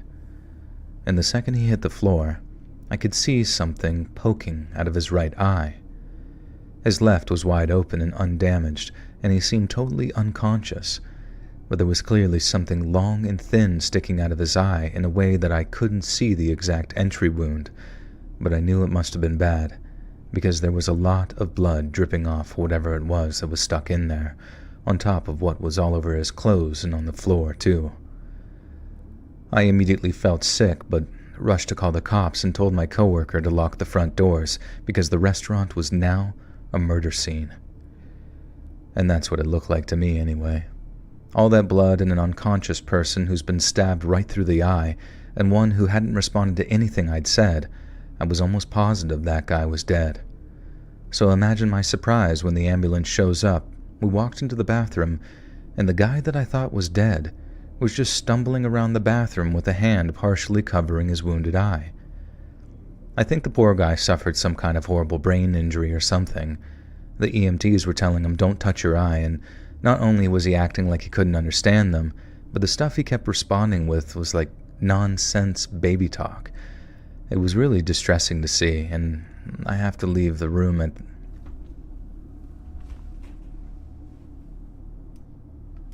Wait, what did he stab him with? Was it a pencil, or what was it?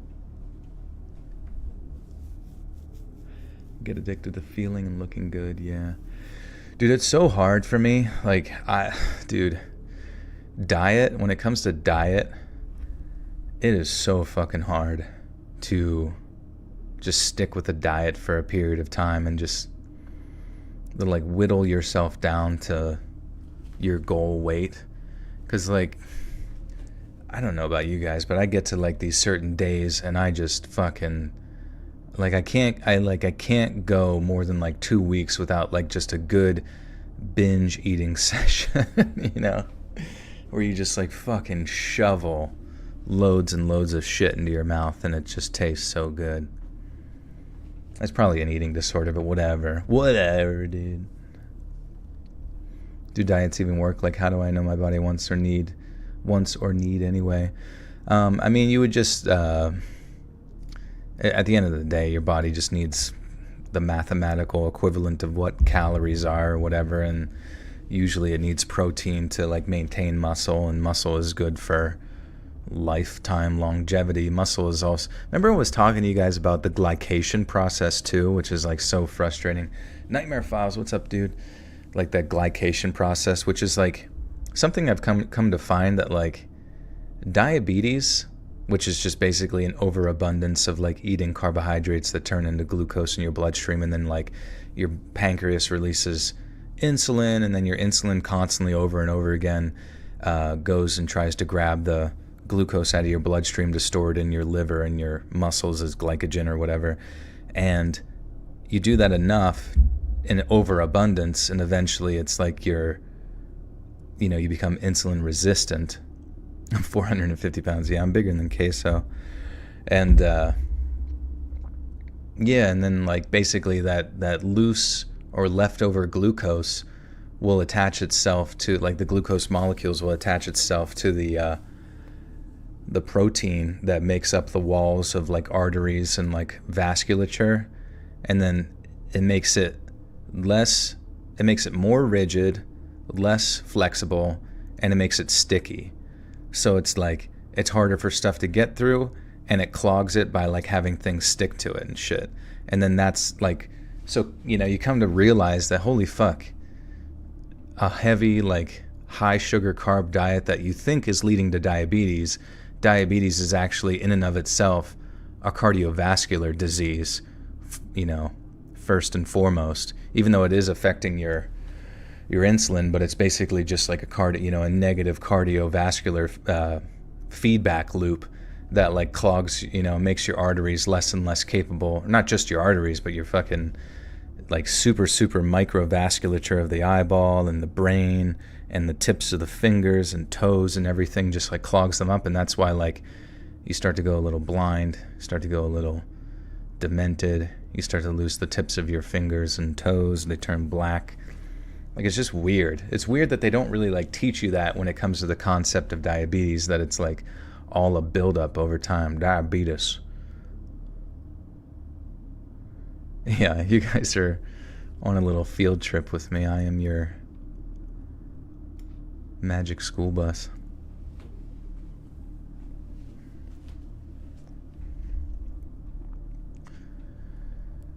It was really distressing to see, and I had to leave the room as the EMTs went to work on the guy and then wheeled him out in the ambulance.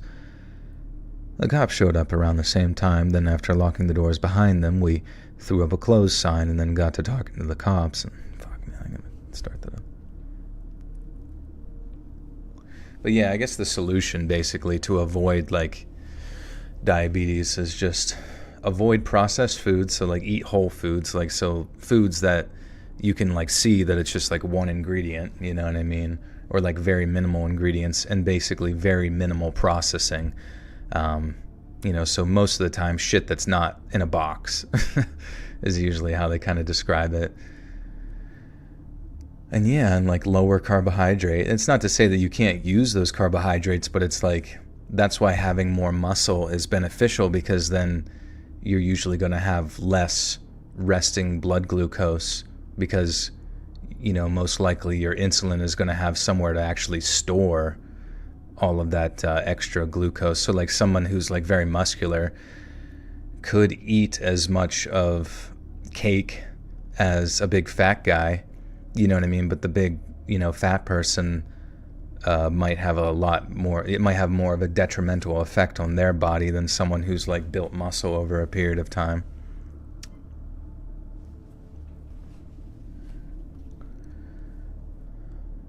No more Peeps.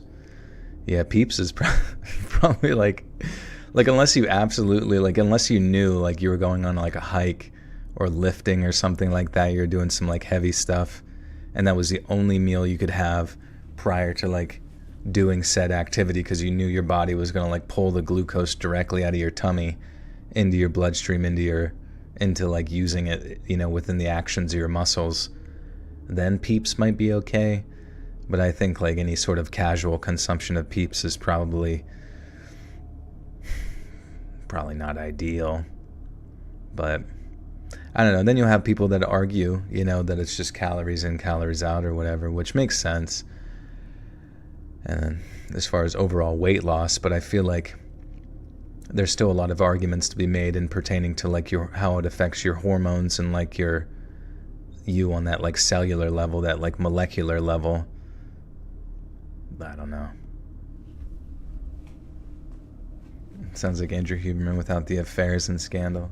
Yeah, I don't know why people got so hard on Andrew Huberman for having a lot of sex. You know what I mean? Like, if you looked at, like, I mean, it's weird. It's like he was like a pretty well-respected guy. Then as soon as they like found out that he was having a lot of sex, it's like suddenly, like, well, who cares, man? He's a grown-ass adult, and presumably all those other people having sex with him were consenting to the process, you know what I mean? And I don't think he's married. I think he's a single dude.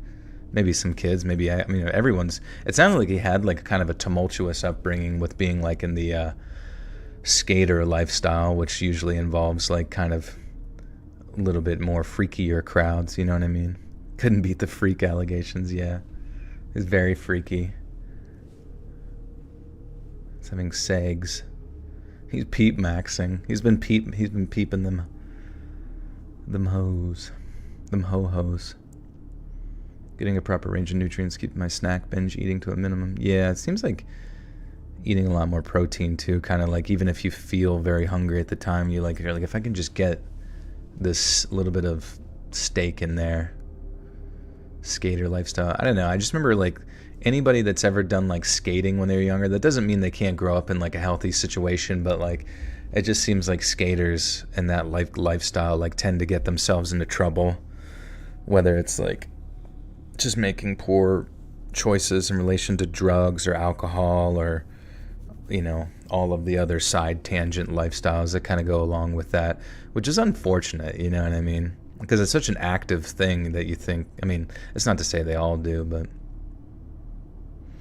Insta is literally lively, but it's Insta, so they get away with it. Yeah, I mean, I don't know what they can expect from them. If it keeps you on their platform, then they're going to keep allowing, like, as much as they can. Drinking chia seeds with water and lemon and kind of help the noise of food when you're feeling anxious. Well, that's good, yeah. Yeah, sometimes eating just like a little bit of chicken or something kind of satiates and shuts your belly up for a little while, you know. People who ice skate or rollerblade, yeah. Yeah, roller derby. Figure skaters are always getting into trouble. Misk Mask, what's up, dude? How you doing?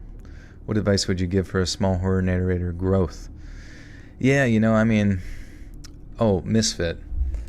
I'm gonna be honest with you. I think we looked at your channel before, didn't we? Like the previous times, because we kind of addressed your thumbnails. Yeah, with the fire. Yeah, do you have a British accent or a New Zealand accent or something? Boreman pillow adder. Was that New Zealand? Connection.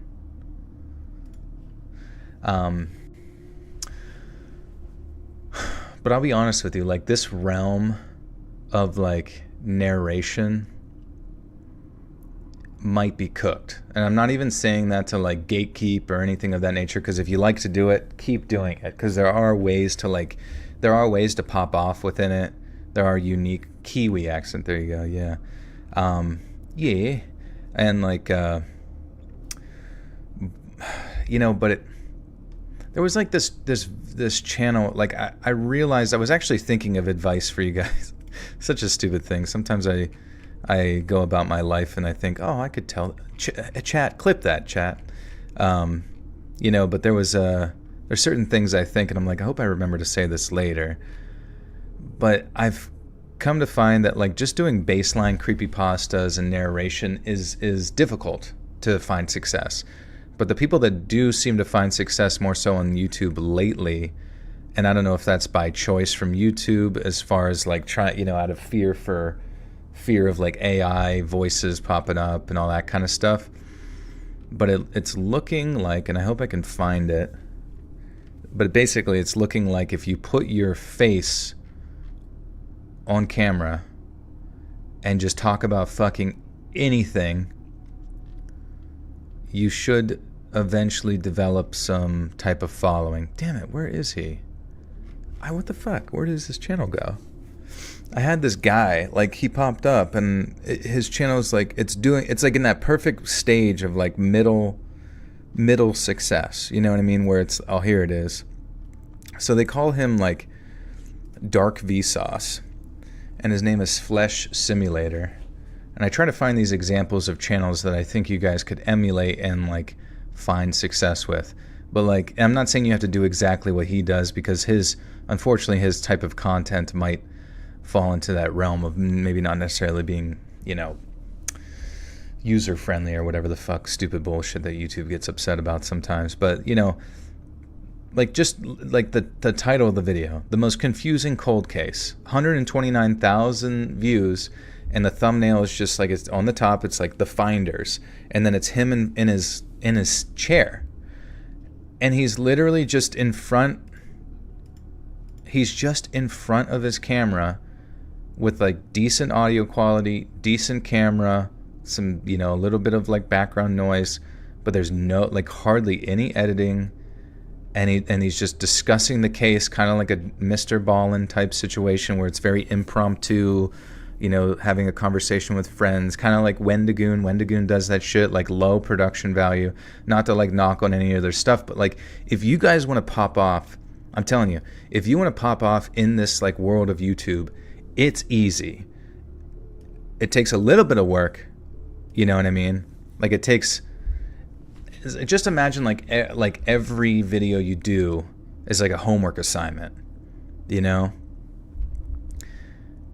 It's about as hard as a homework assignment. You know, you eventually do those homework assignments enough, you actually get pretty good at doing them.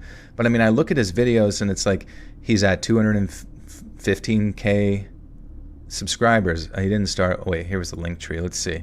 You could start a Patreon. Did he start a Patreon? He did. Let's see how his Patreon's doing. It doesn't say. Not many likes on it. So maybe he doesn't push it too much. But like, oh no, right here.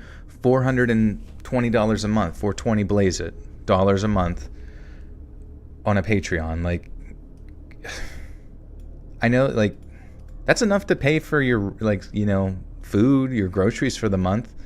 You know what I mean? And it's only going to grow from there. And who knows, like, you know, how much. Let's look at his. I'm starting to do like an analysis of this shit. And I'm not trying to like call him out in any negative light, because what he's doing I think is awesome. You know, it's just like yeah, he's close to 2 million views a month, like 2 million views close, you know, a month on YouTube. Oh, look at this, dude. Every day this month he's gotten over 1,000 to 2,000 subscribers a day.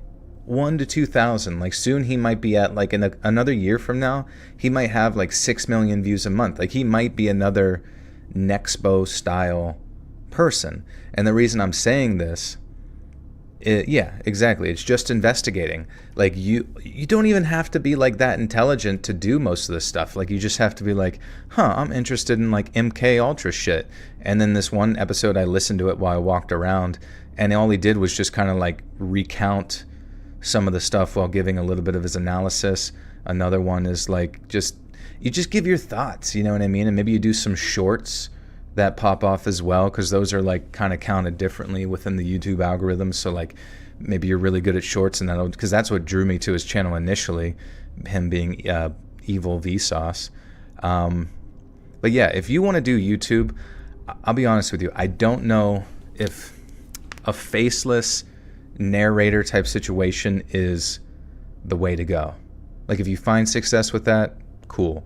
But if you're not, if you're comfortable, put yourself on camera and talk about topics, because I'm sure you can take like this 27-minute video, turn it into a podcast too, turn it into shorts, find a million different ways to monetize it, Patreon, all that kind of stuff. Like there are options to succeed within this like very simplistic realm of whatever the fuck, you know, social media is. I believe in you. You loco.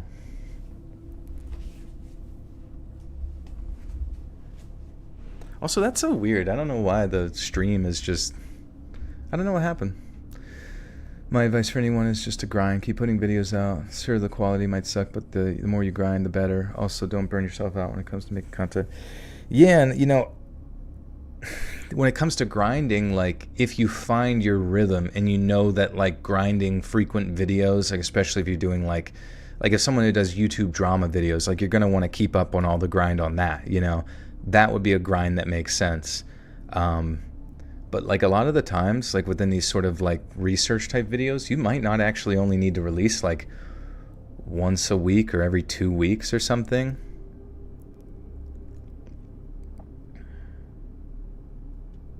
How many people actually end up going to the danger zone? That's a good question. You know, grinding.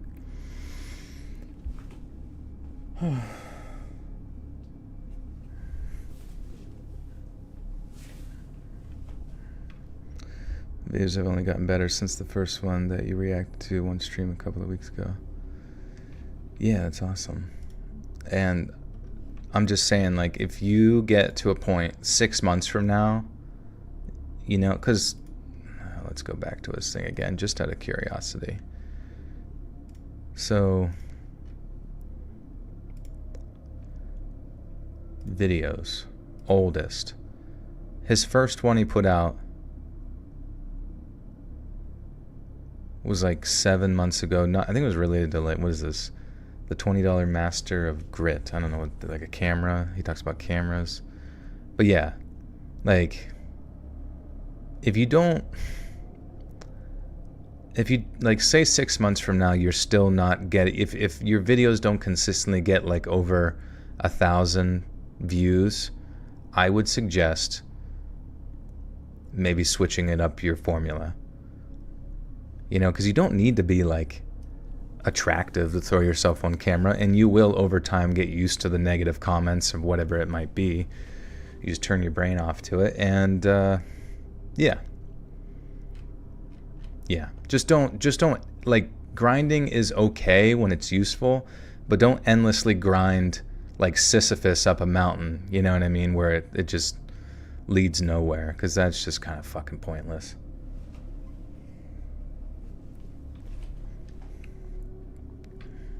Fear Station.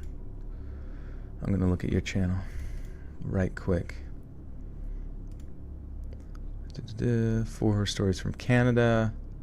Like, so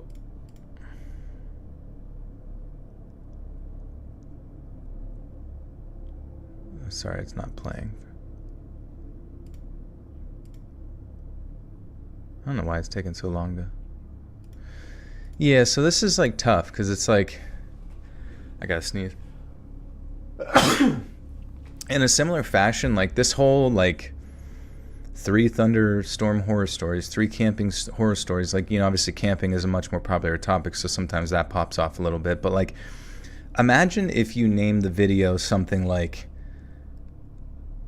I don't even know, I'm not even saying this has to be it, but like, you could be like, this hiker found something insane in the woods, or, you know what I mean? Like, it has to be a little bit clickbaity, and even, you know, and it could be literally a story that you're recanting pertaining to something. It could be a 4chan story or whatever, but like, it's weird. It's like, I look at this like thumbnail of the Canadian flag.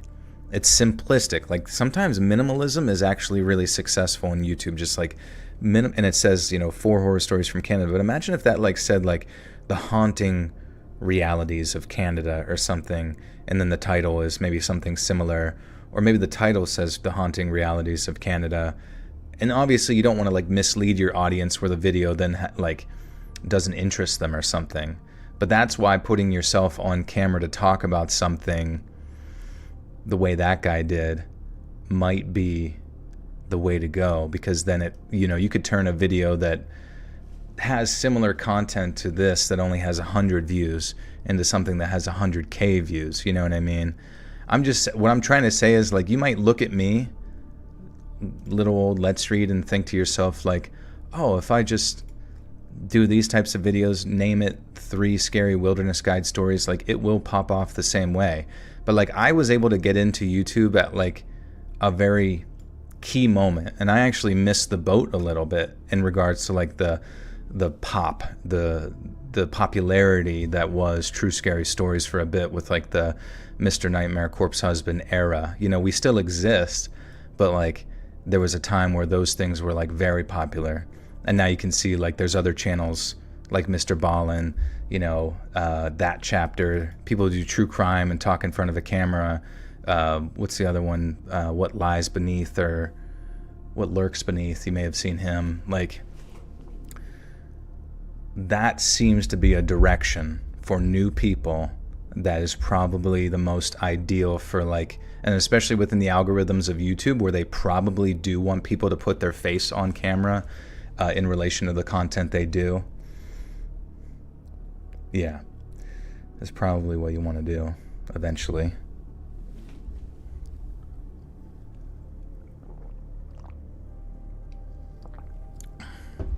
Because a lot of YouTube is momentum based, you know what I mean? Because once you find your niche, once you get like that video that like has maybe like 100,000 views, a couple 100,000 views, start honing your content in that direction. You know what I mean? Because clearly you've struck a little bit of gold somewhere. Now you want to probably experiment from time to time, and you will have some leniency to do so as you build trust with your audience. But yeah, it takes time. And yeah, you don't want to like put yourself down and compare yourself to others, but like early on, you do kind of want to compare yourself to others as far as like figuring out, what do I want to do, you know?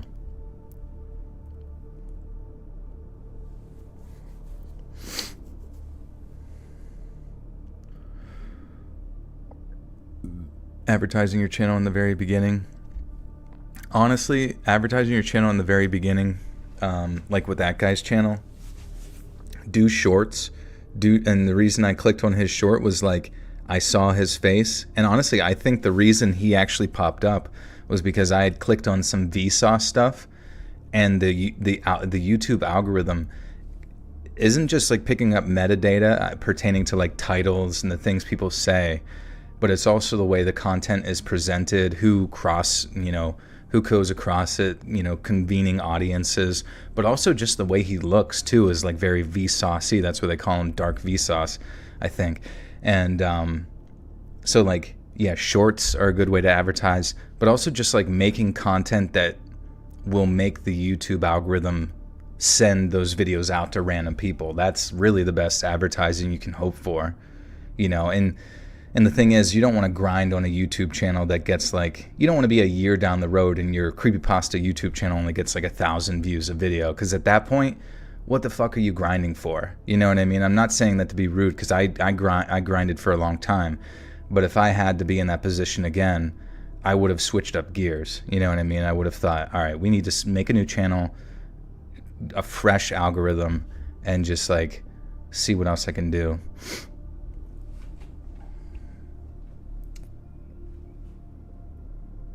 I didn't see that Mr. Breast video, no.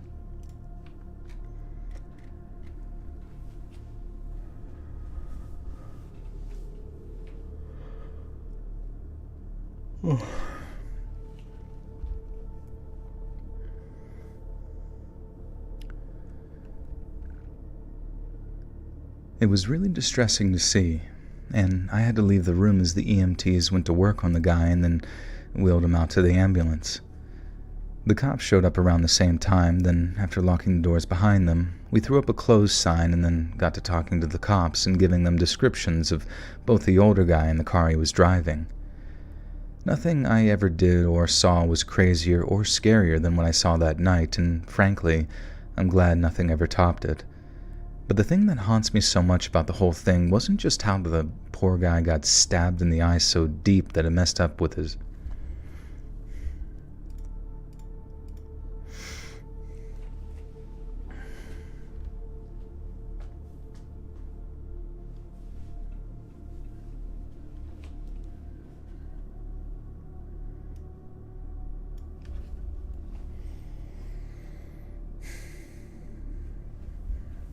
So many other types of horror themes have been covered already, such as Thunderstorm Beach. That's what I'm saying, man. Like, maybe you could still use those stories, but find like a new way to present it. You know what I mean? Like, if one of those stories is like 12 minutes long or something, maybe, like I said, you in front of a camera describing what happened to this person with like a more, appealing thumbnail, clickbaity title of like, I don't know, you know what I mean? Like, the night I was captured, or, and then it would be you in front of the camera, they immediately connect with you. Maybe even like a highlight of one of the crazier parts of the story, like for the first 10 seconds, you know what I mean? And then it cuts to like, hey guys, welcome, we're covering a story today that can't, and then you get into it, but maybe you describe it more as like a personal recanting of the story, kind of like a Mr. Ballin type vibe, Minecraft.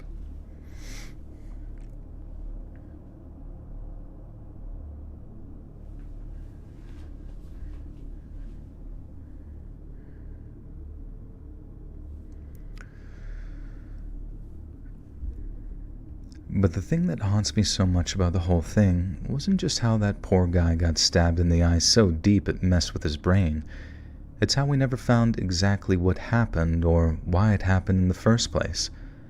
We didn't hear any screaming or yelling, which you'd figured if there was a fight like that, someone would have made enough noise to attract our attention. But it was totally quiet in there. Those two guys looked like such a happy couple, and on the way out, the guy who had done the eye stabbing didn't seem to even have broken a sweat. He seemed relaxed, had a big smile on his face, and was perfectly charming and polite when he thanked us for everything we did that night. But all that,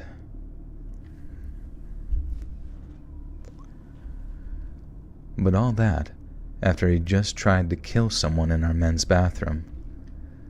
Like I said, I saw my fair share of crazy fights and served my fair share of creepy customers.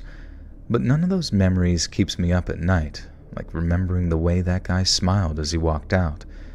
It was like taking someone's life, or at least trying to take it, was like the most normal thing in the world to him.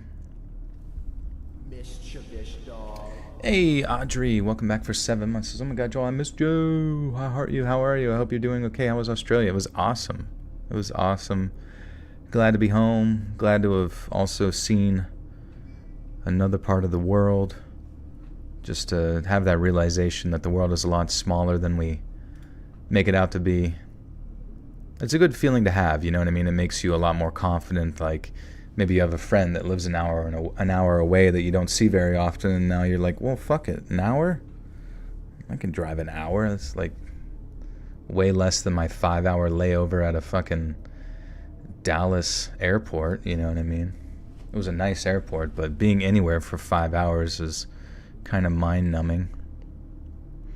I had a nightmare that felt so real, so my brother and I were sleeping outside in the tent. I woke up and he wasn't there, so being Mad was about to go inside, and I heard a branch snap. Keep in half. Keep in one of two. Are you typing out another one?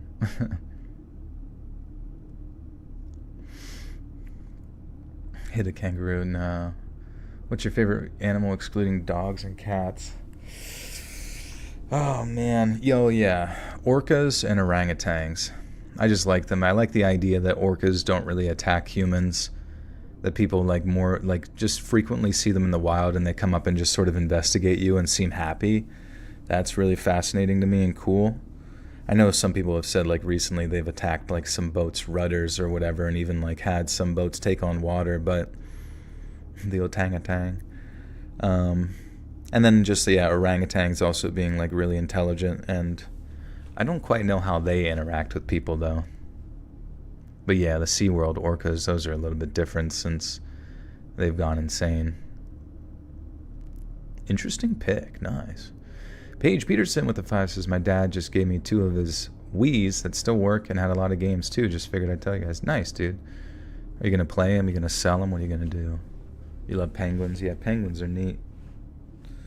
At the zoo in Perth, I saw a penguin that was just standing there, and it was a blue penguin, I think they called it. And it was just drooling. It was just kind of staring into nothing. It was drooling out of its mouth. It's kind of funny. Found it kind of funny, found it kind of sad, that the penguin was drooling directly out his ass. Surrounded by forest, and the best way I can describe that, I turn around to his boiled on but wetter red skin and peeking at me behind a tree. Then about 2 of 3. Part 3 is coming. You said it was part 1 of 2. Now I'm confused. Wait, kangaroos spit? Really? So they're kind of like llamas in that regard?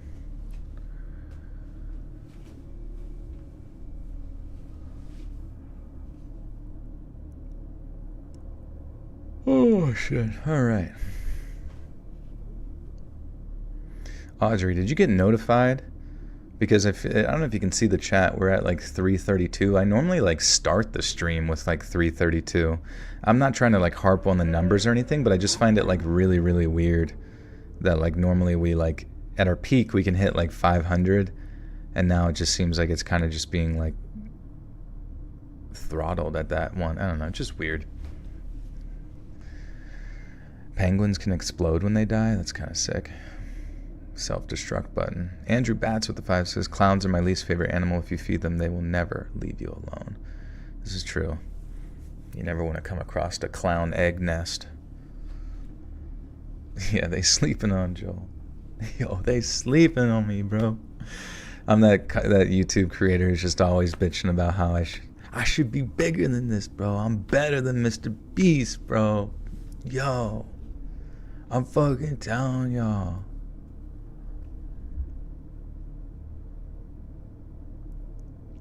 Yeah, maybe. Yeah, 2 weeks of no lives. Like, I gotta earn back my audience now. Which is kind of sad. I don't know. I don't know how this whole fucking system works. Because there will be, like, Twitch streamers who don't stream for 6 months. They take a break, right? Because, you know, streaming is a little mentally exhaustive.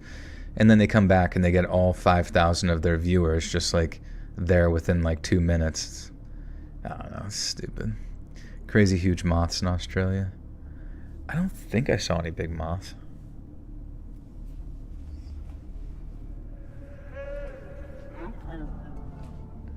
Yeah, everybody's moved on to... Does any other narrator, did anybody else stream? Did any of the horror people stream that much? I feel like I never hear or see any of them streaming. They should. They should be on that shit, recording they shit, eating they shit. Did I see any big spider? I did not, no, thankfully. Yeah, it was weird. The only thing I saw different was just like birds, but like I said, I was in the city. And cities just, you know, aren't really known for their wildlife. Moist stealing my views, yeah, moist critical. It must be weird, like, I don't know, being those guys, like every day you gotta make a fucking reaction to something stupid. Hey guys, how's it going everybody? The guy just did the bad thing. Like, what in the flying flippity floop was he thinking? You're not supposed to do that thing. Guess what? He did it. He did it. He did it, ladies and gentlemen. Ah. Oh. All right, thanks guys for $1 million. See ya. I mean, it's fine. You know, that's totally fine. Do I like their accents? Yeah, I like the Australian. Yeah, the Australian accent. Everything's asked with a question. Oh, yeah. Yeah. Yeah. Yeah. Yeah. This is my King of the Hill impression. No. God dang it, Bobby. They're canceling Boomhauer. He was speaking inappropriately with a fan. Do a British accent. Can I ask something? You can do a Russian accent. I worked in a Waffle House for almost 2 years. Mostly night shifts. And I saw some wild things from time to time. I saw a lot of drama. And a lot of stuff that made me laugh my ass off. But it was rare that anything actually creeped me out. Or scared me. Nah, that one's not that great. What's up, Tyler? How we doing? How's it going?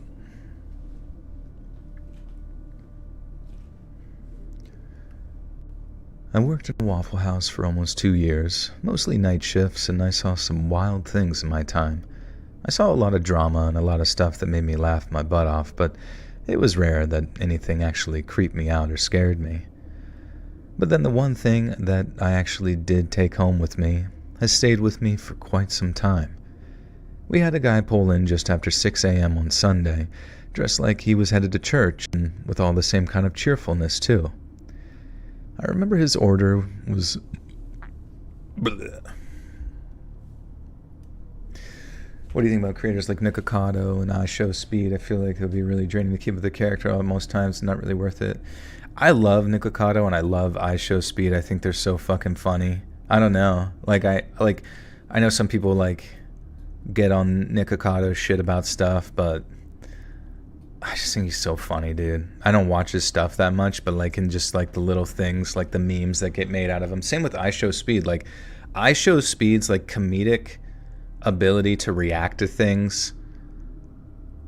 I've never actually like really sat and watched one of his streams, but his ability to be like constantly entertaining and constantly, you know, generating, he's basically like a factory for like reactions and just memeability. Like that shit is impressive to me, to be able to like always do that. Did you ever see him do a backflip? That is fucking majestic. His barks or like just like that one, I don't even know. I just saw like a thing of him where his like eyes are like his reaction to shit where his like eyes are going inwards and like he's like slowly turning his head. I don't know, dude. He's just so fucking funny. Yeah, when he does a backflip, he's like, he floats. He literally like floats in the air as he does a backflip. It's fucking, no, not Nikocado. Though I could see Nikocado actually be into like tricking, you know, like the parkour tricking shit. And somehow at like 300 pounds, like still being really fucking good at it. KSI forehead reveal. Yeah. Oh my god. I saw somebody saying that KSI looked like Yakub. Did you ever see the meme about Yakub? That shit was funny as fuck. So, dude, every YouTuber is just so goofy. It's so funny.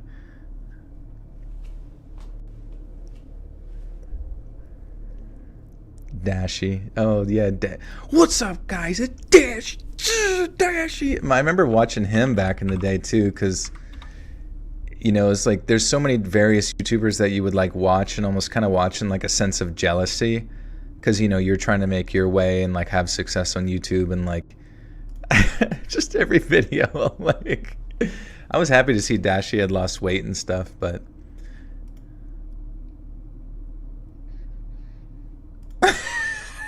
it's just where's the fucking hold on, let's listen to this guy, man. Let's listen to this guy, bro. That's it. I just want to dive in. What y'all snacking on? Eminem. It's so stupid. It's so stupid, but I mean, it gets the job done. You know what I mean? And that's got to be. I feel like he's eventually going to have a bit of an aneurysm. You know, because when you do that loud scream, like all of your fucking like just. All of your blood vessels just constrict all at once, and I feel like one time he's just gonna be like, and like, you know, blood's gonna drip from his nose, and he's gone, bro. He's up there with Grandma and Jesus and Grandma Jesus.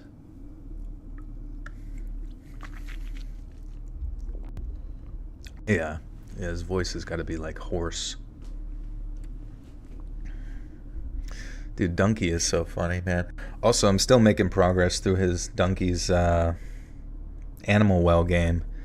And I really like Animal Well because it does puzzles. I mean, it has like conventional puzzles, but because it's like a Metroidvania game, there's some puzzles that require like multiple layers of kind of like thinking and planning your like pathways out and stuff. Like there's a whole area where you like, well, I don't want to spoil it, but it's good shit, honestly. Misfit, I appreciate you.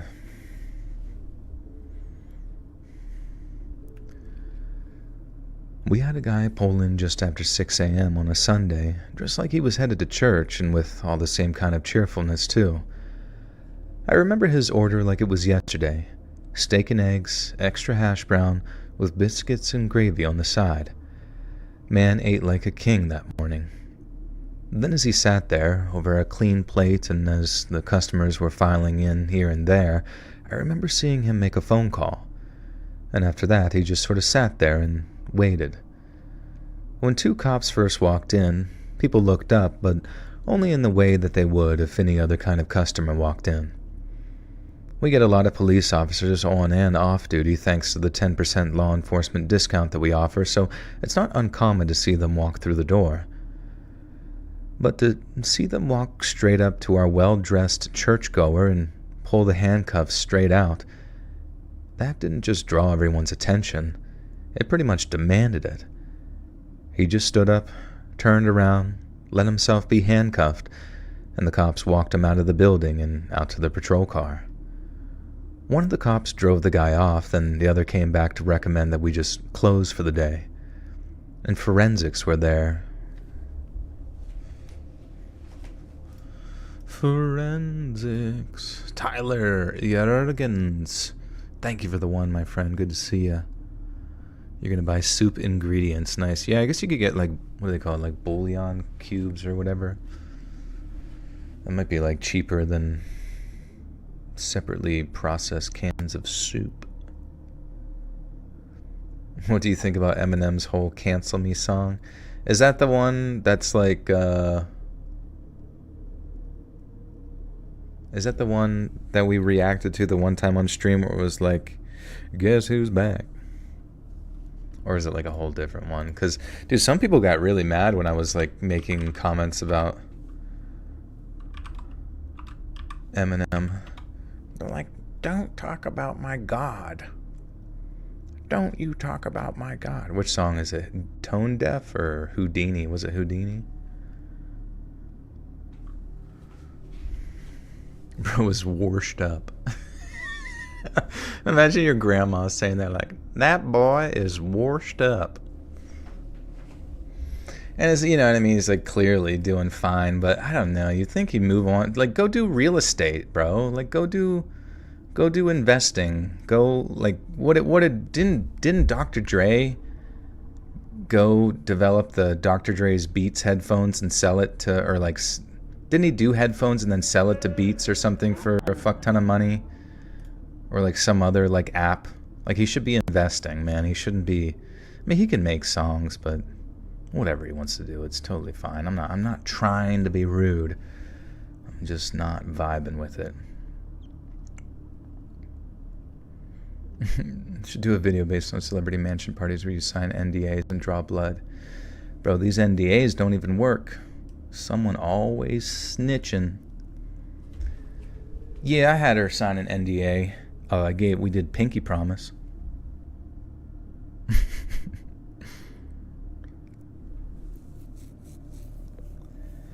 They got alright sound, but they were made in like sweat. Yeah, that's the thing too, is like the beats, they don't, it's not so much about whether it's like good, like it's not gonna be like Bose headphones or like some other like audiophiles type stuff. Like, it's just the marketing. Everyone got marketed Beats forever till eventually they just became like sold at, you know, discount stores like Skull Candy and shit. Remember when Drake dropped the diss track, "My name is Drake and everyone is gay"? Yeah, that was one of my favorites of his. It was nuts. It went hard. It went freaking hard. You gonna cancel me, Gen Z me, huh? Is that really a lyric that he says? Please let that be a lyric. Gen Z me, huh?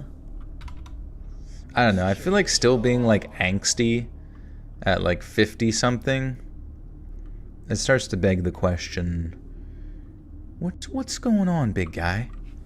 What's happening in that heart of yours? That heart of hearts. Jensen, welcome back for 49 months. This epic gamer moment when it's pink and don't stink. I'm going in nose first. Thank you, Jensen, for 9 trillion months. Holy shit.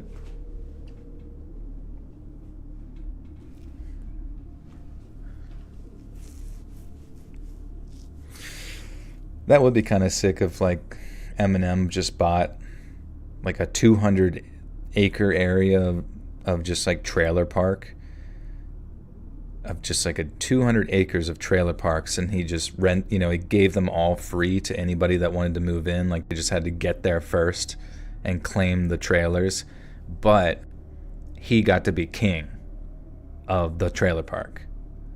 That would be sick. Duke Mathers, and then he gets to like record their entire lives and stuff, like a reality show. That would be sick.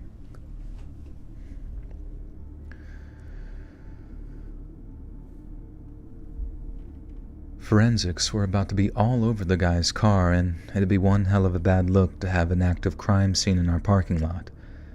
My supervisor touched base with management and they agreed that having people watching all that CSI stuff over their breakfast melts was probably a major no-no. And about an hour later, we'd closed down the restaurant and I was walking to my car just as they were pulling the first body out of that guy's trunk.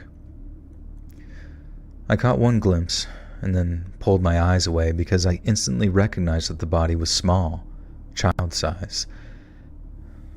Child size.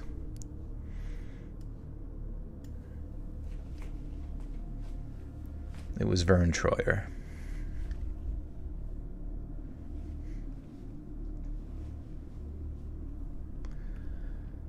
I caught one glimpse, then averted my eyes because I instantly recognized that the body was small, child-sized, and I did not want to deal with the memory of seeing a dead kid like that. I texted some coworkers later on saying how I was pretty sure that they pulled a kid out of the guy's trunk, and then a few days later, the whole story broke on the news. The well-dressed, cheerful customer who ordered his steak and eggs, extra hash brown with biscuits and gravy on the side, had killed his whole family that morning before he decided to drive them to a Waffle House. The guy must have known that, in the very best case scenario, he was going to jail for the rest of his life. Worst case, he'd just be up for lethal injection. But before any of that, before he had to face the music, the guy wanted a few final plates from his favorite black.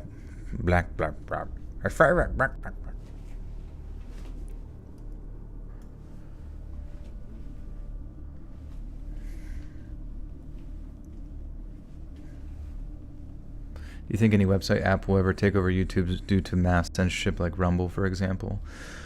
I don't know.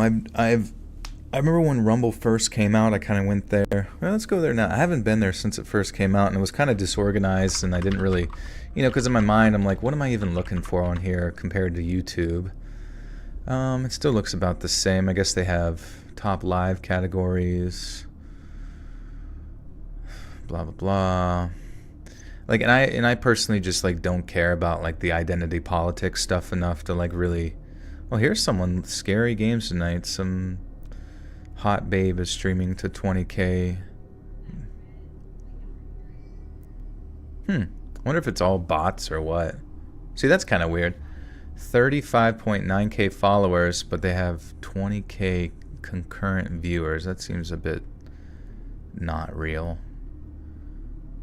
I don't know. And as I'm scrolling down, it's just all like breaking news. Trump is a Mossad asset controlled by the Epstein blackmail ring. Whoa. It's apparently they're playing both sides. Who would have expected? All right. Anyway. But before any of that, before he had to face the music, the guy wanted a few final plates from his favorite breakfast place. And I swear to God, I would never ever have guessed what a terrible thing that guy had done. The way he came up to the counter, like it was just your average Sunday morning, it was like the part of the guy's brain that accounted for emotion was just gone. Or broken. I can't even imagine the kind of headspace that I'd be in if I just annihilated my own family. I lose my appetite whenever I even get remotely stressed out. So the idea that this guy bashed in his two kids' brains and then thought, I could go for some biscuits and gravy right now, that's just about the creepiest, most haunting thing I've ever been unfortunate enough to cross paths with.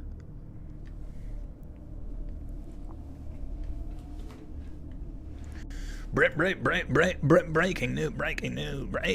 news. Guys, we got to tell you about a thing that's happening. On the news. Guys. Oh, yeah. Oh, no, you're going to want to hear about this. Guess what? It's going to make you mad.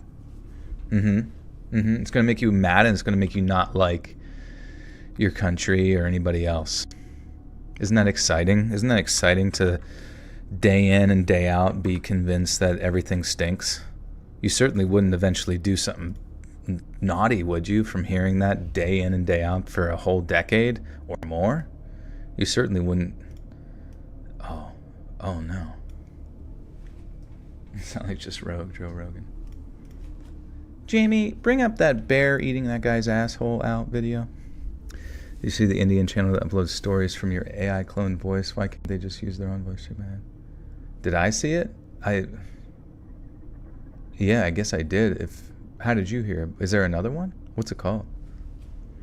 Hey, Dylan, take care, dude. Good to see you. Touching grass greater than watching snooze. That's true. That's true. I don't know. Like, I see people, like, you see people on, like, Twitter and stuff, like, people like Destiny, you know, they just, like, all day, every day, Twitter, oh, Twitter, Twitter mad, Twitter. Me, mad, Twitter. Me, mad, moo, mad. Like, what a waste of fucking everything. I mean, it is an addiction. It's like a strange dopamine cycle.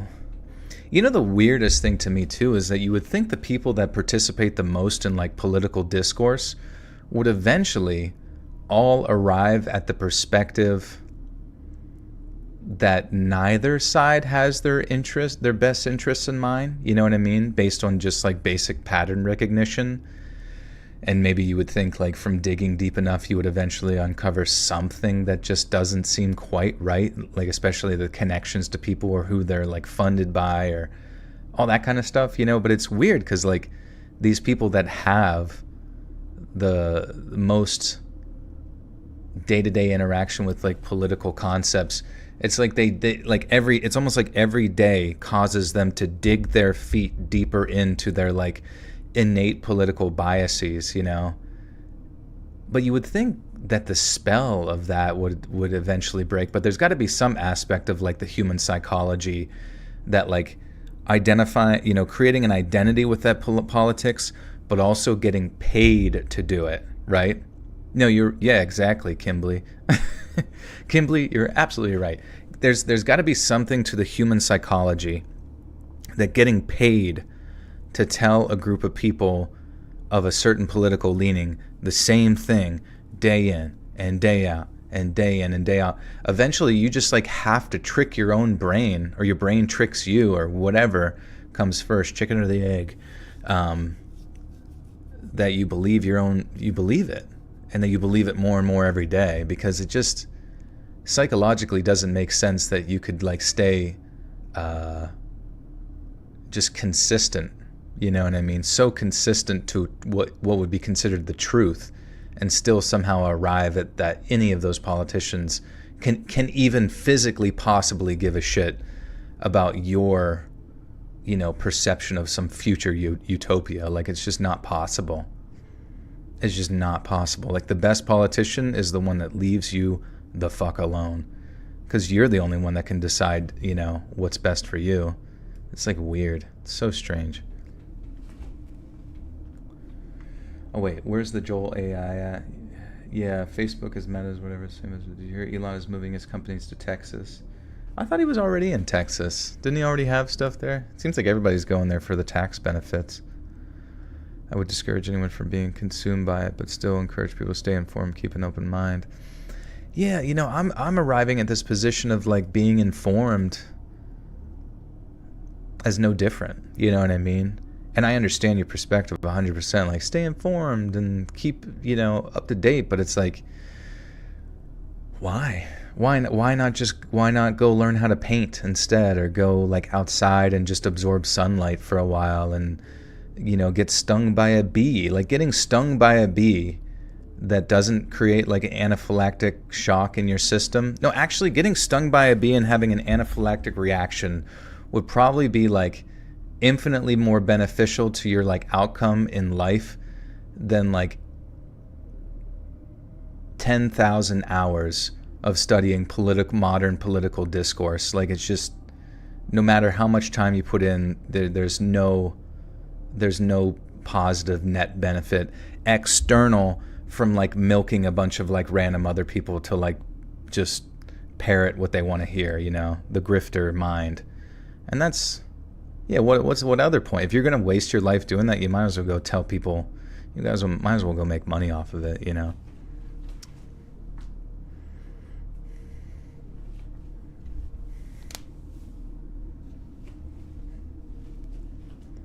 You're painting right now, Kimberly? Hell yeah, dude. I think I'm having psychic visions of your day-to-day activities. You love milking random other people? Same, dude. Man, milk. Milk's back on the menu, boys. You have a 6 handicap. Yeah, well, I actually don't play enough golf.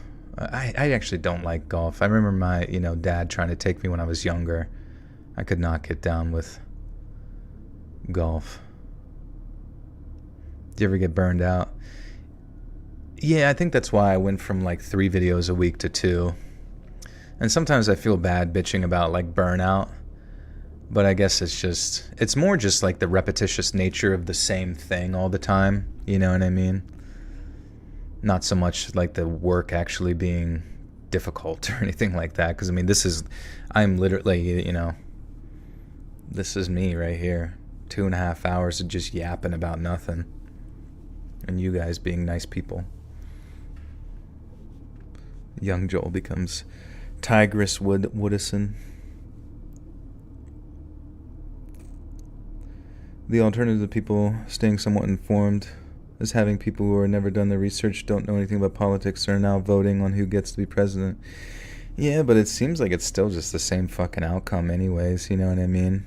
Because like that presupposition from what you just said is under the interpretation that there's a correct decision in either party, which if right now your response would be, well, there is, it kind of proves the point that it's just like, it seems the identity aspect of it has taken a hold of not you specifically, but many. And if anything, the people that continue to go do their civic duty to vote, which is fine, and I encourage you to do so if it feels good, but it's like, I don't know, maybe locally, but on that national level, there's just too many things. There's just too much. There's too many toys to be broken, you know what I mean? And there's too many power structures involved, both in the intelligence agencies and like the national security apparatus that like,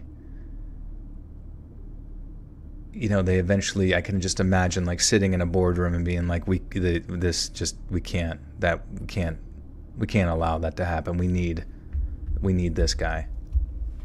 It would be better for our bottom line. Oh, it would be even better for our bottom line if we just had a little bit of influence on both sides. Maybe control the outcome no matter the outcome. Like, wouldn't that be way more logical to like control both sides either through plata o plomo, silver or lead, money or blackmail, maybe a mixture of the two?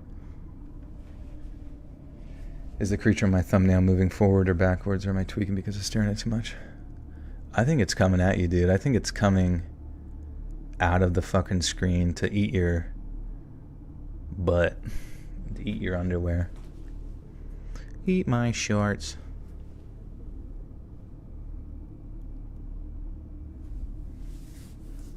Joel, where's the water? It's right here.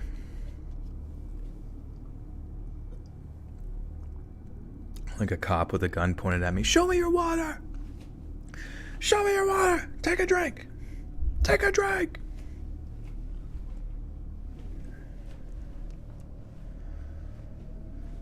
Oh, the ocean. I guess to my east, wherever that is. Fry, what the hell is that? What is that in chat? Something getting spread.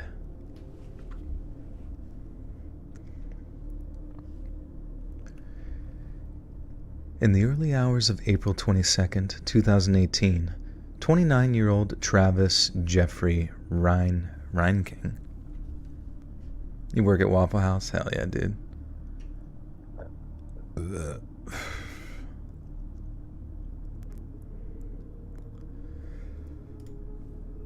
Reinking? Is it Reinking or... You quit Ambien when I discovered UT6 and case file. My headphones are uncomfortable to sleep with, but I still managed to do it. Yeah, I think they make actually some pretty decent Bluetooth headphones that like you can lay on your side with. I'm sure they got to have some decent quality ones because I remember looking for them in the past years ago, but I feel like they had to have gotten better by now. Wait, what am I doing? What actually am I doing? Oh, yeah. Dude, did you ever get on your computer, you just like go through the motions and open up a porn website? Just kidding.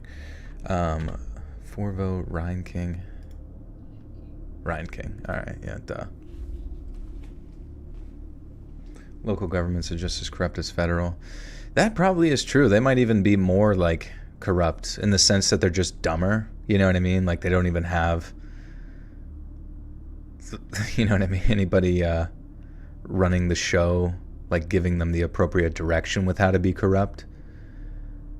But I don't know. I imagine like on a local government level, you just like have a much more capable chance of like rallying the community around to your, you know, perceived cause, whatever that might be. Hopefully it has something to do with the water. What's my thoughts on the Cybertruck? It's gross, dude. You know, I like to imagine that there's a ball pit on the inside. There's probably not, dude. It just doesn't look safe. It just looks like a tank rolling down the road, but like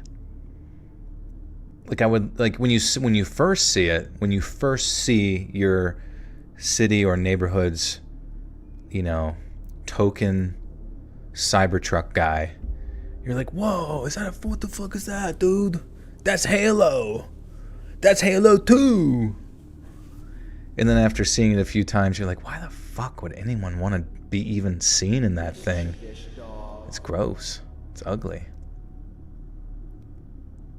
I feel like local is more so corrupt, less regulation. I don't know. I guess it depends on the area. You do always, I mean, like, especially in Pennsylvania, it's pretty funny. You hear about, like, so-and-so was actually siphoning money from the treasury to one of their local buffets or something stupid. You're like, all right, so you're a complete fucking idiot. Cool. Samira, thank you for the 5 gifters to Stacy Raglan, Code Fairy, Vic, Shelby, and Fry. Welcome. Be sure to thank Samira for that. Thank you. You live in Pennsylvania? Nice, dude. Did you quit sitting on the ocean? Oh, the water. Yeah, somebody asked me to switch it up to an old one, and this is one of the files that I still had available. So that's pretty cool. Favorite alcohol, whiskey, bourbon, vodka, cognac, tequila, brandy. Well, I have drank a lot of like peanut butter whiskey for birthdays, but I gotta be honest with you, there's something about vodka that calls my name in the future.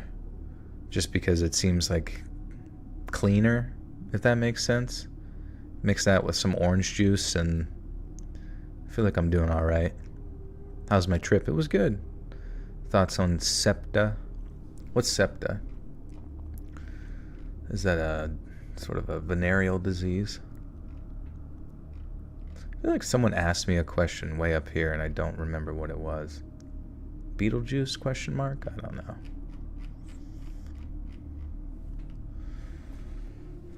Peanut butter what? Peanut butter whiskey. You should look it up. It's called, what is it called? Do you guys remember what it's called? It's good though. Yesterday, power went out. Today, AC has been out, and we've had extra work to make up yesterday's power outage. Patron always does it. The Philly Metro Station should do a live reading of Terrible Story while sipping on Grey Goose, baby. I do. Oh, Screwball. Thank you, Tom. Yeah, I forgot. Yeah, I drank it so much I blacked it out of my memory.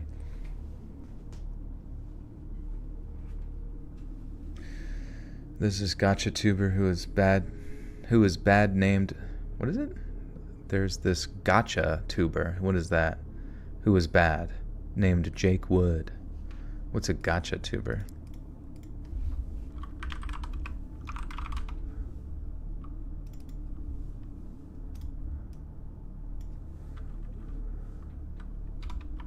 Jake Wood.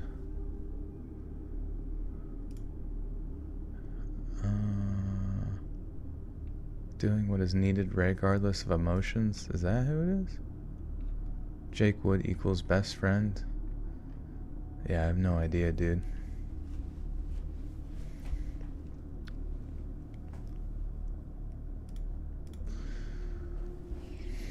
Okay.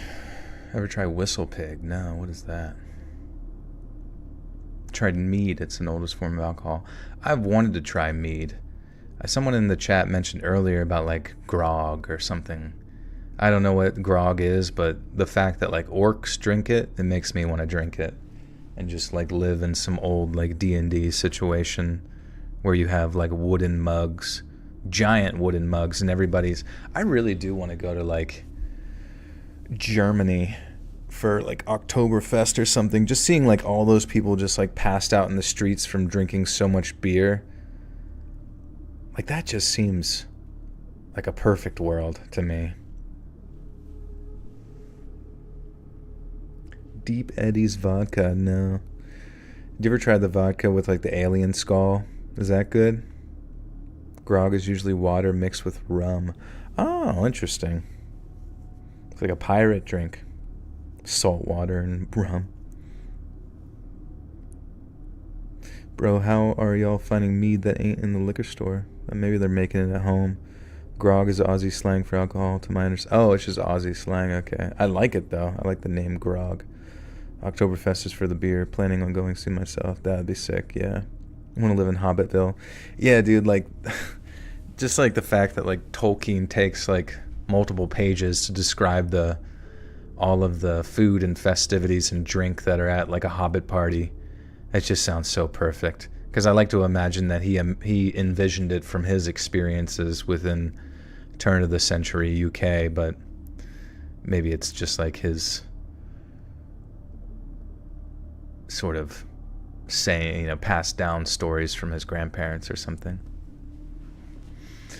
What are your thoughts on people like me who don't drink alcohol? Yeah, no, I don't drink alcohol either, to be honest with you, like ever. But there are times where I just want to be, if I'm going to do it, I want to do it in a celebratory sense, because you don't want to do it too often, because even like 2 drinks a week or something, I've heard can have like negative feedback loop in your brain. And it's not like borderline alcoholic, but I mean, there are some pretty negative effects on your body. And obviously alcoholism it's an insidious thing that can create a larger degree of anxiety within the body without you even knowing where it's coming from.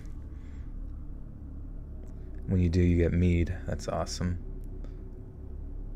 Yeah. Can you imagine just like drinking a bunch of mead and like mud wrestling or something? Ah, oh, man. What a world it would be. Alcohol is a drug for show.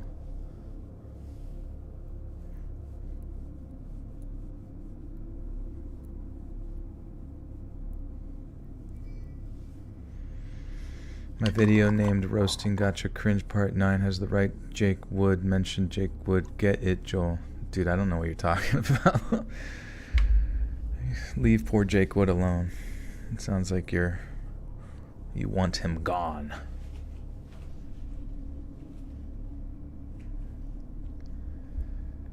In the early hours of April 22nd, 2018, 29-year-old Travis Jeffrey Reinking pulled into the parking lot of a Waffle House in the Antioch neighborhood.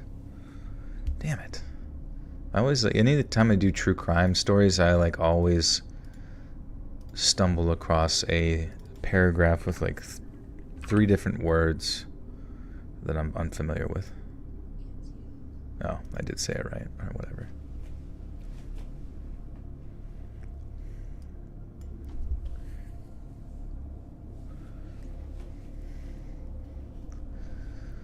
Yeah, getting completely sloshed on meat at a Renaissance festival. That'd be so cool.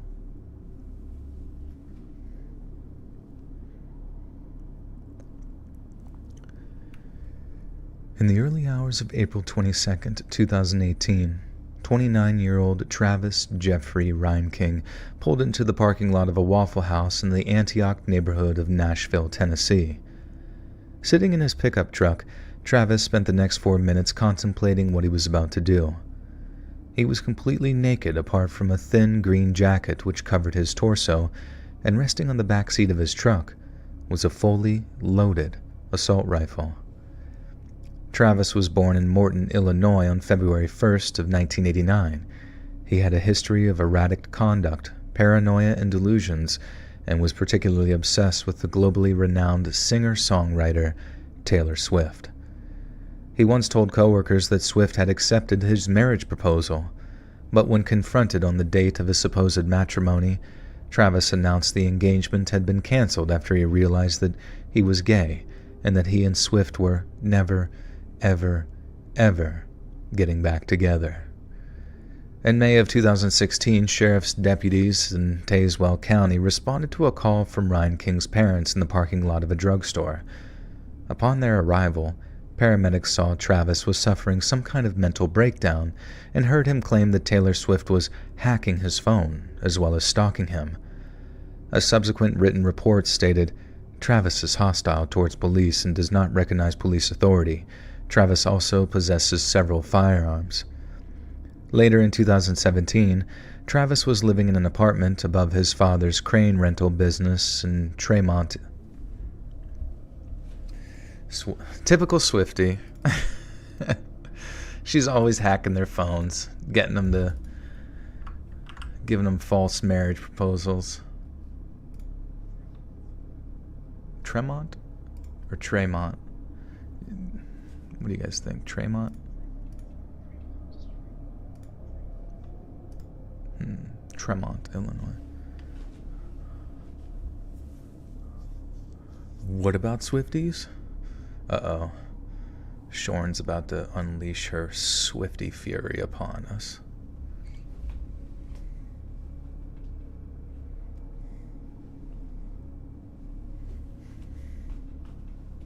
No! No!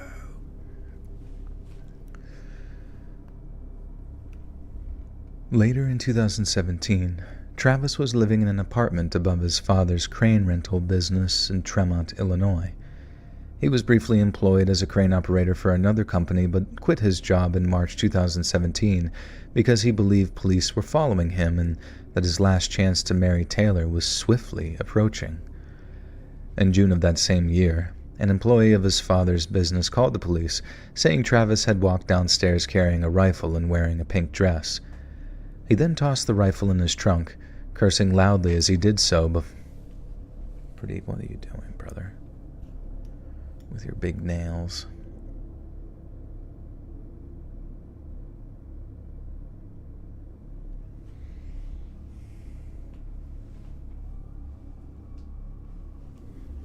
There's a lot of Taylor Swift references in that. Are you sure this is a real story?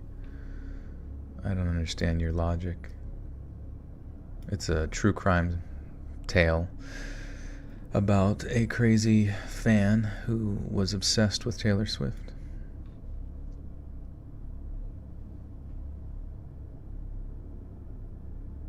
Yeah, Taylor Swift fan fiction. No, it's a true crime story. Nashville shooting. You can look it up.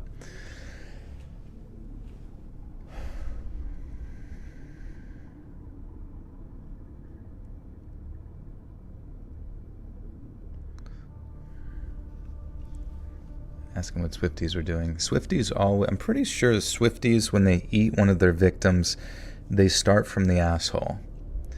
Very similar to like a hyena or a bear or a pig.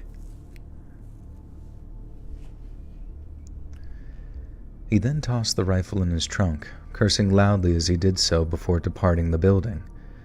On another occasion, the director of a public swimming pool called the police to report Travis had arrived wearing, and I quote, a pink woman's housecoat. When asked to leave, Travis reportedly exposed himself to lifeguards and members of the public alike, but fled the scene before he could be apprehended by attending police officers. Just over a month later, Secret Service agents arrested Travis near the White House after he crossed a barrier and refused to leave. The Secret Service said Ryan King had said he wanted to set up a meeting with the president and that he mentioned being a sovereign citizen. Travis was subsequently charged with the misdemeanor of unlawful entry and entered into a deferred prosecution agreement. He agreed to perform 32 hours of community service and agreed to stay away from the White House on the pain of much more serious charges. By November of 2017, Travis had successfully completed the program, meaning his case was dismissed entirely. But his conviction meant authorities in Illinois were entitled to revoke his state firearms authorization. Police then confiscated 2 bolt-action hunting rifles, 4 semi-automatic long guns, and a single handgun. However, after being approached by Travis's father, Jeff Reinking, who promised to keep the weapons secure and away from his son,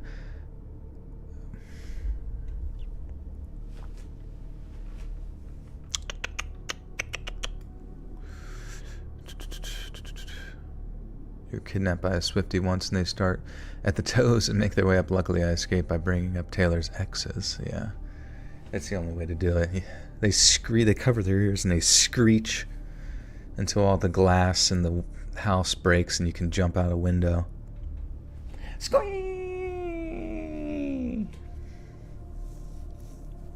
You know what I was thinking too? I think I said this before.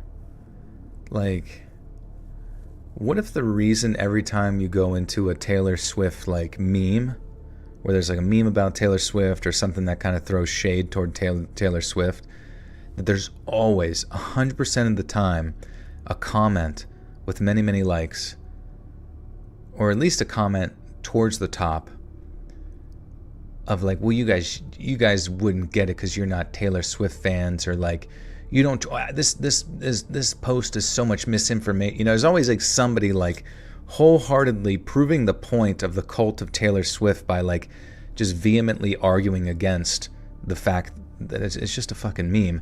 But in my theory is that like, maybe there are no actual Taylor Swift fans.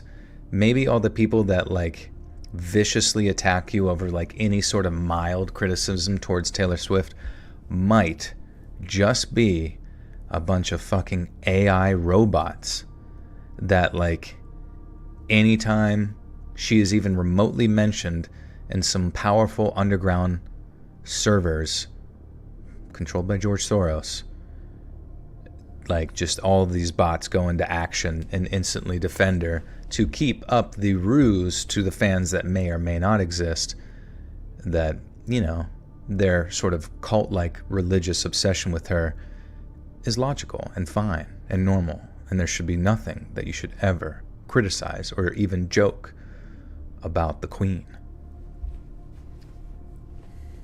They should just shake it off. Yeah. I met a girl who's like that IRL. Should I ask her about it? You should. You should let her know that she's the only fan.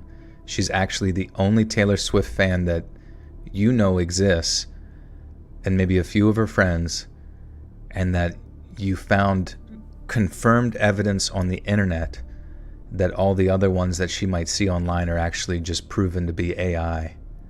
Isn't that crazy?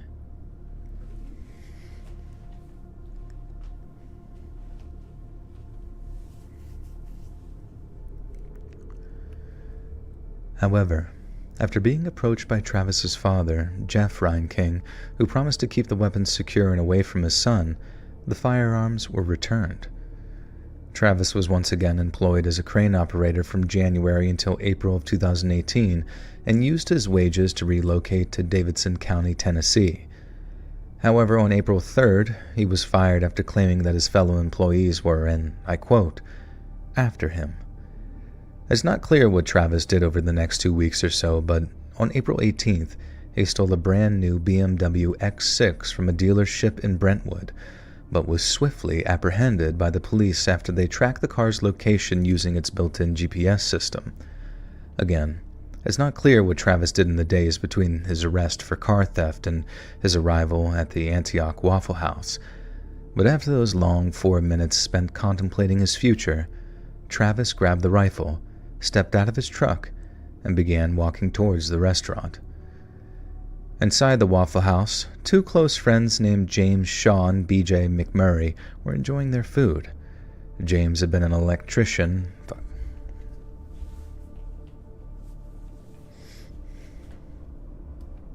You know who's even scarier than Swiftie fans? Let's Read fans. 100%. We are diabolical.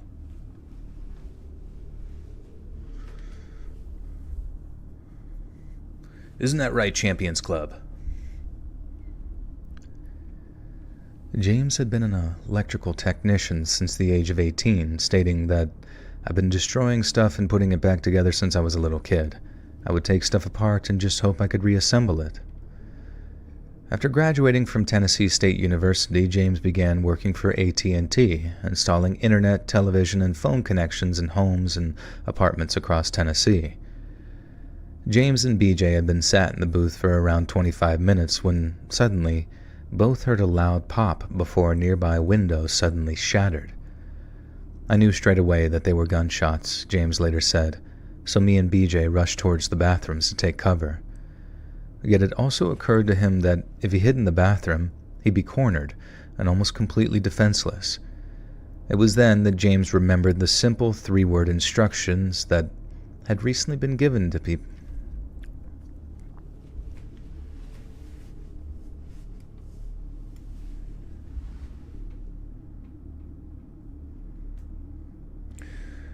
Scary fan stories, that would be interesting.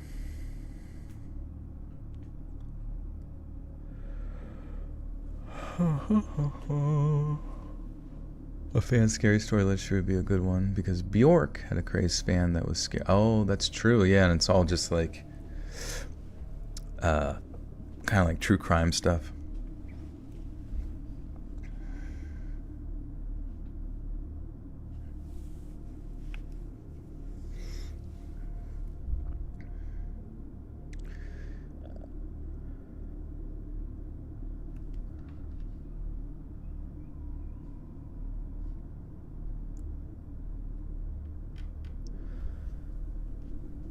It was then that James remembered the simple 3-word instruction that had recently been given to people caught up in such a senselessly violent incident. Run, hide, fight. James positioned himself behind the counter, out of sight of the restaurant floor, just as a heavily armed Travis walked through the doors of the Waffle House. He fired 2 more shots at cowering innocents, killing one and seriously injuring another. But following that second shot, Travis's weapon suddenly jammed. Sensing the opportunity to strike, James launched himself over the counter and lunged for Travis's rifle. As his hand found the weapon's barrel, searing pain shot up James' arm as the heated barrel Yeah, can you imagine? Can you imagine like the reaction if I just made a video about scary Taylor Swift stories and like the insane fans that she has? I would be doxxed and killed and beheaded on not even live leak. It would just be Instagram by the end of the day. I'd be gone, bro.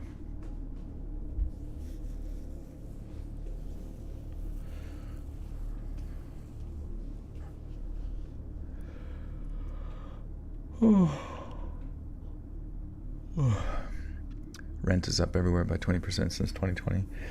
Yeah, because I mean, mass inflation from the government spending with COVID, handing everybody out money and stuff, and then they increase from the inflation process. They increase the interest rates on everything. And then like wasn't there like a mass buying up of like home from like BlackRock, so it like artificially increases the prices of family dwellings as well. It really does. I don't know, man. It really does seem like very big things are happening in the background that we're just like about to all be slammed down on us very quickly here. I don't know, man. Maybe that's a negative Nancy perspective, but it is quite strange. Maybe it's not quite a boiling maybe the boiling pot that the frog is sitting in is slowly getting, rather than turning it up from like a 3 boil, they turned it up to like a 5 or 6 boil like very quickly. So it's just like ever so more noticeable than before.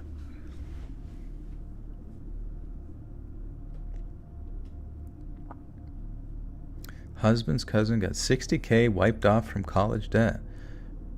How so? Was it from, were they a medical worker? I remember there was like some sort of program for medical workers. Can you upload to Rumble so I don't have to come here? I think I have a Rumble page. Let's see. But like, how to like immediately like make money and then have it like run and shit. It just seems like a big pain in the butthole. Yeah, I do have a Rumble page with 235 followers. And I posted a bunch of shit on there. If you want to go listen to all that old stuff. Like 4 pages of content, which is a lot. 1, 2, 3, 4, 5. 1, 2, 3, 4, 5. So like over 100 videos, I think, on the page. Do I stream on Twitch? I do not. I should simulcast on Twitch though, just to see if I get any like new followers on there.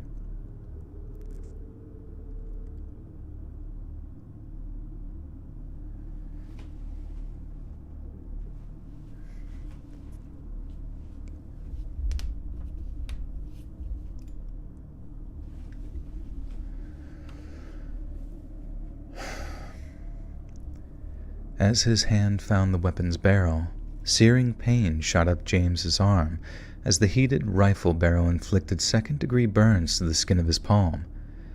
But at that moment, and thanks to the huge amount of adrenaline coursing through his veins, James could barely feel any discomfort whatsoever. All he was focused on was neutralizing the threat. Travis had been completely and utterly surprised by James's decisive and valiant actions and failed to prevent him from wresting the rifle from his grip.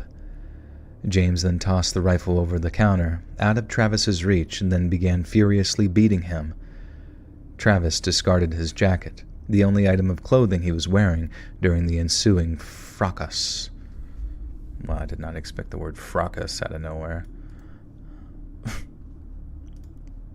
It's even more strange than seeing swiftly appear. Fracas. There was a bit of a fracas. Fracas. Oh, I said it wrong. Mother fracas.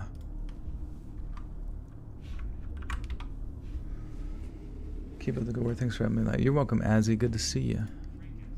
Oh, it's fracas. Wait. That's weird. On Forvo. Did they get it wrong? That's kind of abnormal. Maybe it's different in the UK.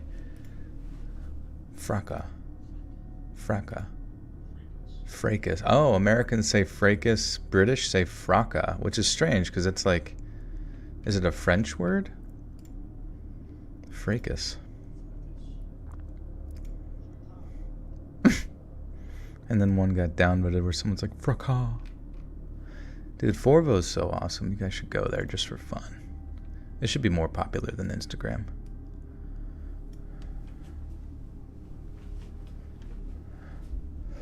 Waka Freka Flame. Is LinkedIn down? I can't use it for my phone and laptop. I don't know. I don't have a LinkedIn, but let's see. Is LinkedIn down? Down Detector. There's a website called Down Detector that sometimes lets you know. It doesn't appear that there's been at 12 a.m. It's 12:39 here. It doesn't appear that there's any large indication of baseline reports or anything. It looks like there's 3 reports of being down, but compared to the previous reports over the course of the day, it's actually at a lower point. So maybe it's just your end, client side kind of issue. I don't know. Do I have an OnlyFans? I should, honestly. I really should. As God intended, but I don't.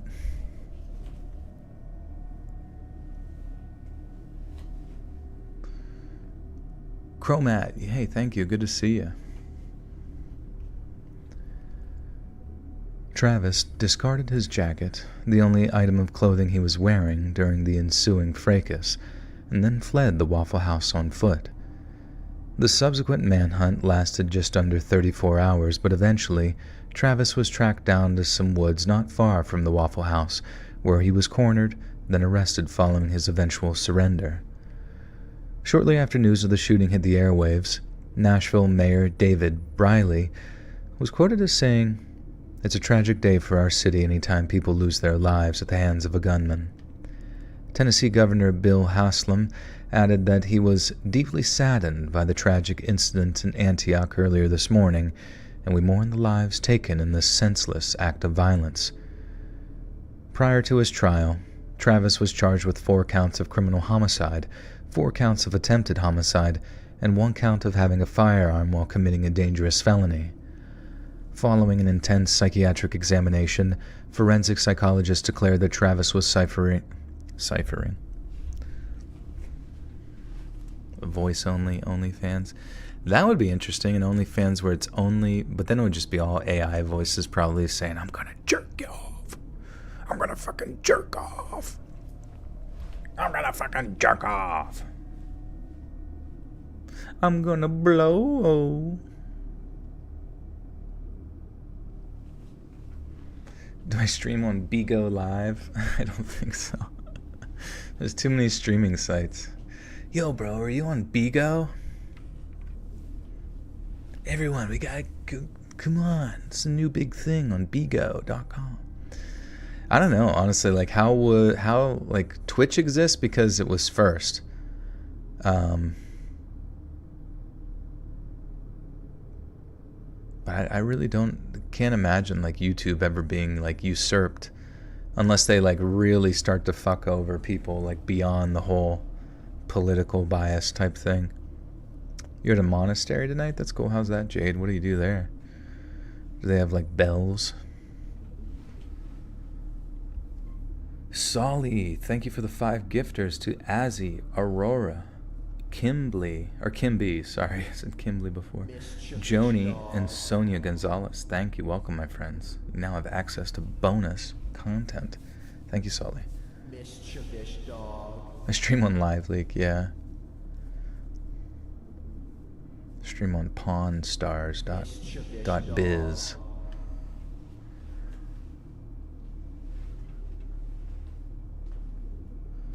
Yeah, just do OnlyFans, but it's just like copy paste the exact content. Mischievous dog. Do they have bells? Important question. Do they have bells, and can you ring them? If they do, ring all 3 in this exact tone. Bing bong bong, bing bong bong, bing bong. Hey, Sydney, what's up? Thank you. Good to see you. Following an intense psychiatric examination, forensic psychologists declared that Travis was suffering from severe schizophrenia, leading a judge to categorize him as unfit to stand trial.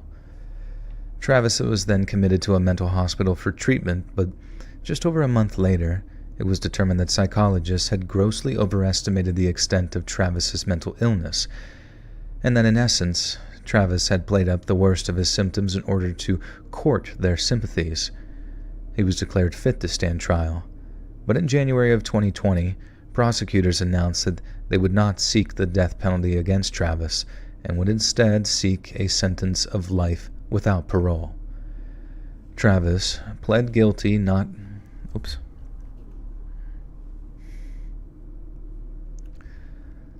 Travis pleaded not guilty by reason of insanity to 16 counts of murder and assault, but was found guilty on all counts at his trial. Wait, how many people died at this place? I swear I didn't even get to hear like about one person dying. Oh yeah, guys, hit the like button if you can. That would be pretty freaking sweet. Just got back from 4-hour-long adventure for some bud. I'm severely dehydrated and car sick. It's a long way to get marijuana, man. LM, thank you for the gifter, too. Was that you? Welcome. And thank you so much. Are you even allowed to, like, promote your OnlyFans on YouTube? Is that, like, legal to... Not legal, but is it within their terms of services to discuss those things? Or is it strictly on Twitter?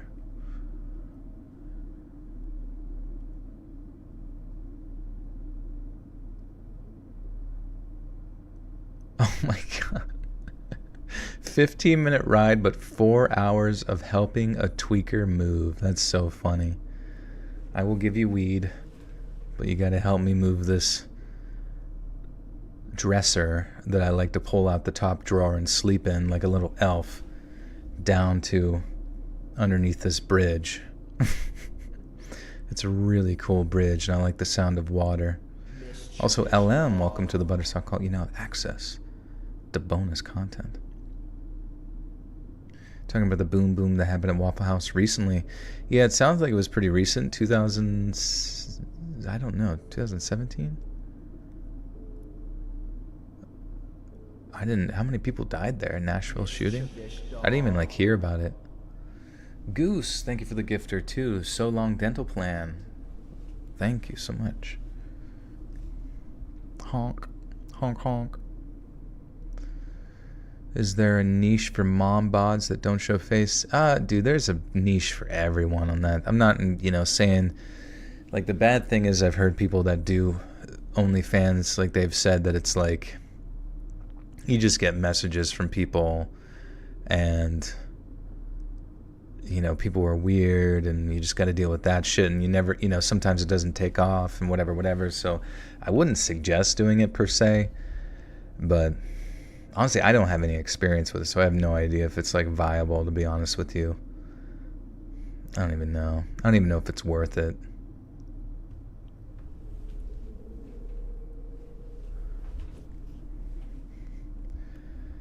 Travis pleaded not guilty by reason of insanity to 16 counts of murder and assault, but was found guilty on all counts at his trial's conclusion. Then the following day, the judge sentenced him to life imprisonment without the possibility of parole. Travis's father, Jeffrey Reinking, was later charged with unlawful delivery of a firearm for returning the weapons to his son. He was eventually found guilty in May of 2022 and sentenced to a 1.5 years in prison. The attack claimed 4 victims: Aquila da Silva, de Ebony Groves, Joe Perez, I should probably say these names correct. Da Silva, Aquila, I don't want to get these wrong.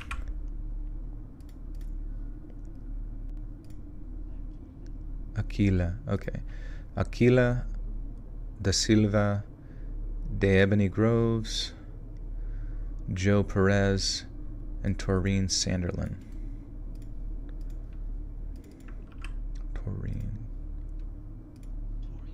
Torian, okay. Okay.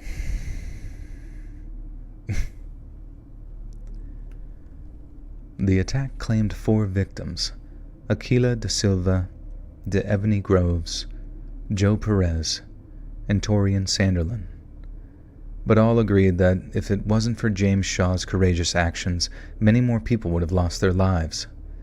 James later established a GoFundMe campaign to raise money for the families of the 4 victims, with donations surpassing $200,000 by May of 2018.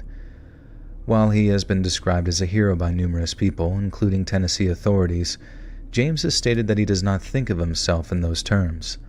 Quote, "I did that completely out of a selfish act," he said. "I was completely doing it just to save myself. Now in me doing that, I recognize that I saved other people, but it was never my intention. I never set out to be a hero. I'm just a regular guy who happened to be in the right place at the right time." The following month, at the 2018 MTV Movie and TV Awards, the late Chadwick Boseman won an award for Best Hero for his work in Black Panther. However, during his acceptance speech, Boseman brought James Shaw to the stage and instead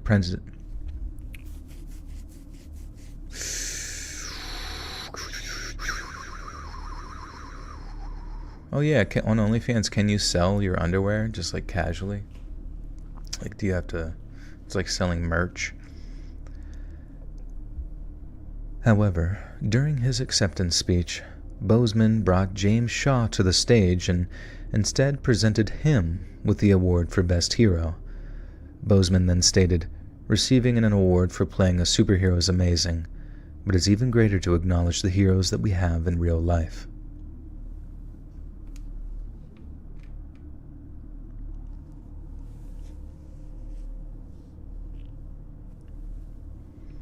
And then a Taylor Swift song plays. Dun, dun, dun, dun, dun, dun, dun, dun.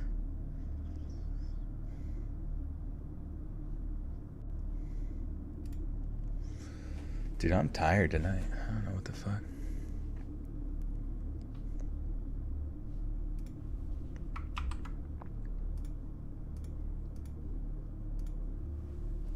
Where's Jacob?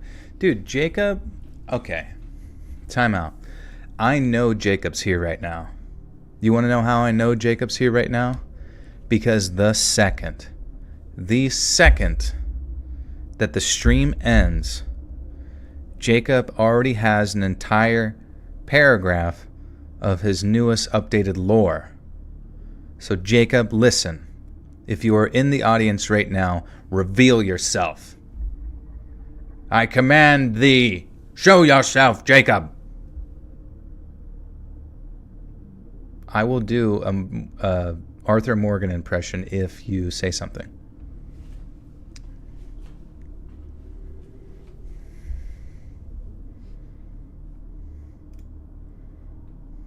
In the name of Triple H, reveal yourself. I invoke thee.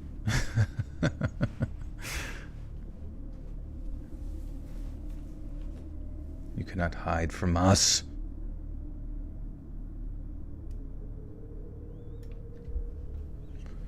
What's a scary story topic you want to delve into? I don't know. It would be kind of interesting to do some like deep dives into government conspiracy stuff, but I don't know. I feel like that would just put like a big red bullseye on my channel's head. Jacob's at a Taylor Swift concert.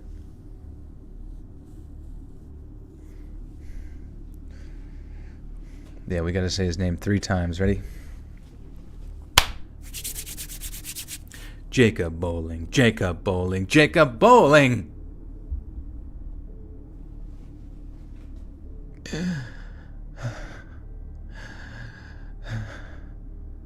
Is he here?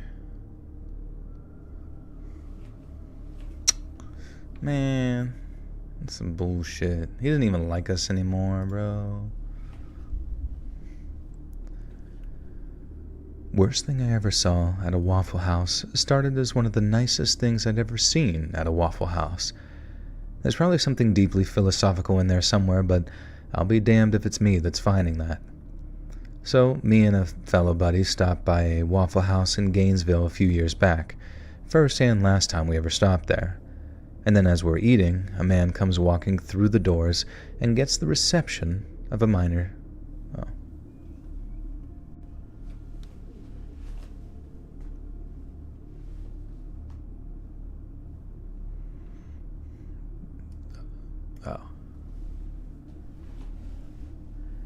Yeah, Jacob, if you don't come in here, someone else is going to take your spot as number one,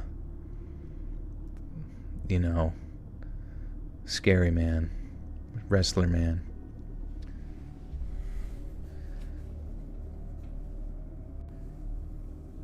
And Stone Cold Steve Austin is going to beat Triple H. He's going to spank his butt, a little bottom.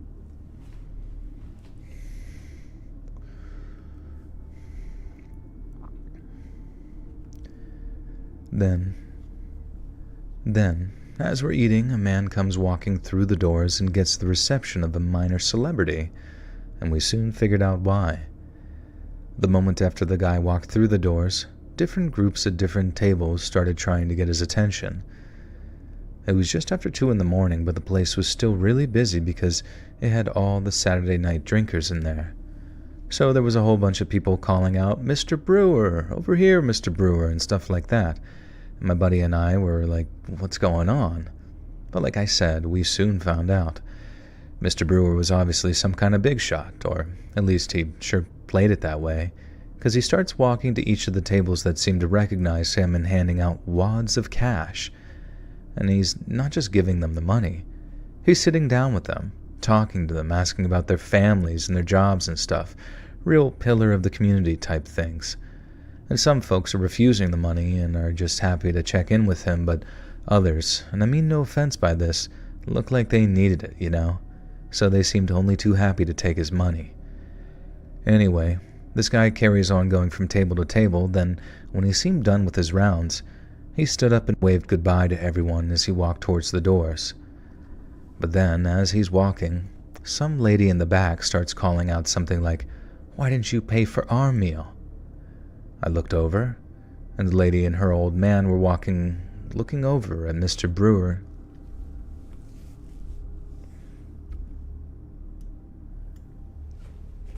What story are we on? This is story, I think, 7 of 8.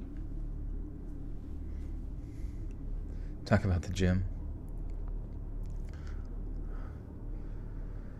Solly with the 5. By the power of Christ we compel thee, Jacob. Jacob. Yeah, Jacob, if you don't say anything soon, when you do finally leave your comment, I will not click the little heart button. I won't love it. I'll like it, but I won't love it.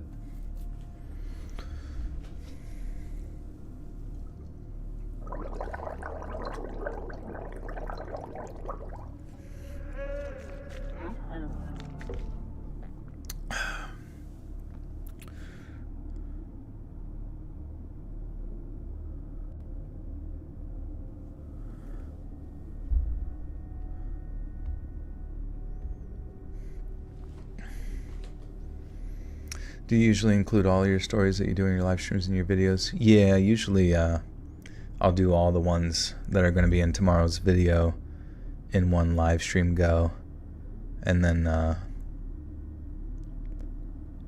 edit it all together in one video. Am I smoking now? I was just gargling. Taking a bit of a gargle. If I smoked, I'd be coughing like a stinker butt. Oh, the King of Kings. That's who we need to invoke. By the name of the King of Kings, I summon thee.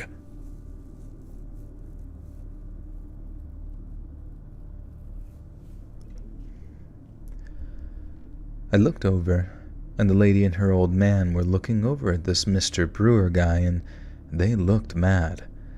Mr. Brewer starts telling them that he can't pay for everyone's meal. But this doesn't go down well with the lady and her man, and she starts saying how Brewer there was trying to embarrass them or something. And by this point, people were telling the lady to shut up, and this is making her man even madder, talking about, "Don't you talk to my woman that way." But Mr. Brewer is chill, tells everyone to pipe down, then basically explains that if they're going to be so rude, he's most definitely not paying for their food. People start clapping and cheering, and it's all amped up to 11 because most people are drunk out of their minds. But again, the rude couple do not take this well, and the angry man gets up, marches toward Mr. Brewer, and takes a swing at him. The guy's drunk, and Brewer seems sober as a judge, so the swing misses completely, and then people are jumping into separate... Damn. What's up, Wolfie? How you doing? The editing is clean. Thank you, thank you. We sick with it.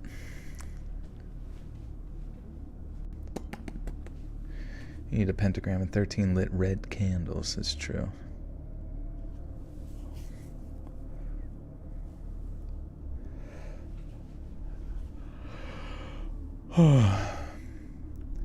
The guy's drunk, and Brewer seems sober as a judge, so the swing completely misses, and then people are jumping in to separate them and push the instigator out of the Waffle House. There were people keeping him outside, making sure that Mr. Brewer was okay, and people yelling at the rude lady to go out. Damn it. Doom it. Gosh, doom it.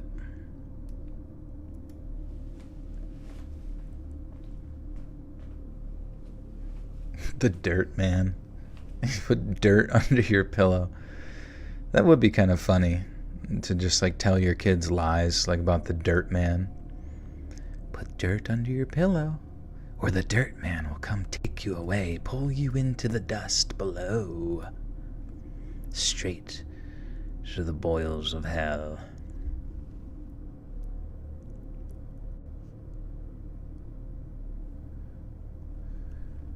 There were people keeping him outside, people making sure Mr. Brewer was okay, and people yelling at the rude lady to get outside and control her man.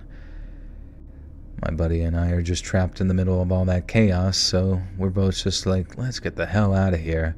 And after taking a few final sporkfuls of food, we got up and head towards the door, right in time for the shooting to start. I didn't see where the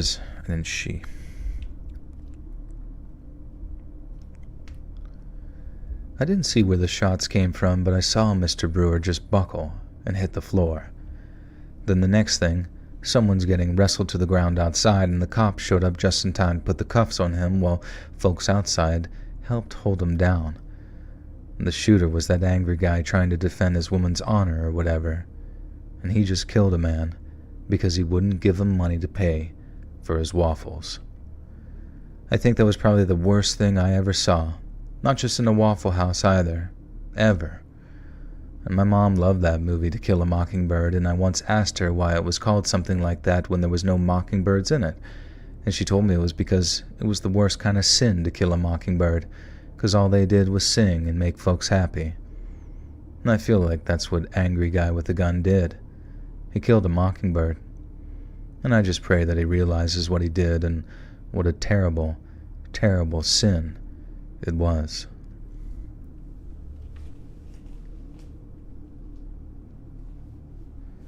I really want to play the Luigi's Mansion games. I feel like I never got to properly try those. I remember my cousin had the first one on the GameCube when we were younger, but I never got to play through all three of them. And they all, like, even going back to like the first one, the graphics and everything look freaking sick.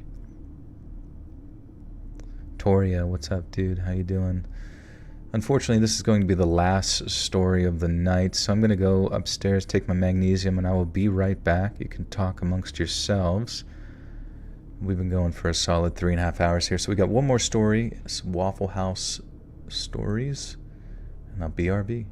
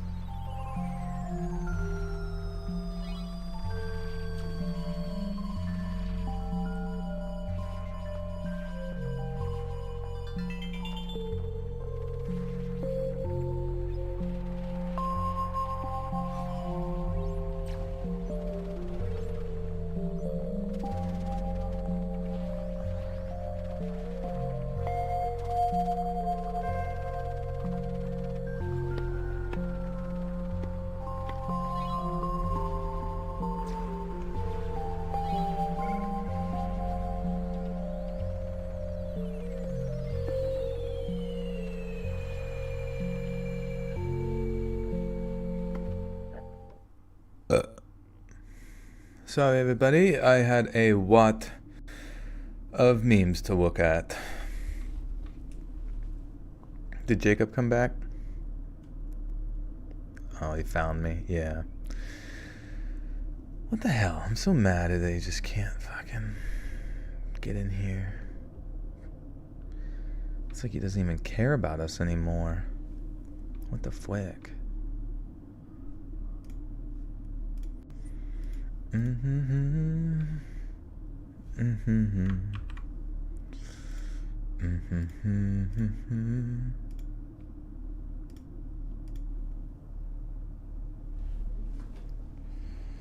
What's up, Ryan? Tua.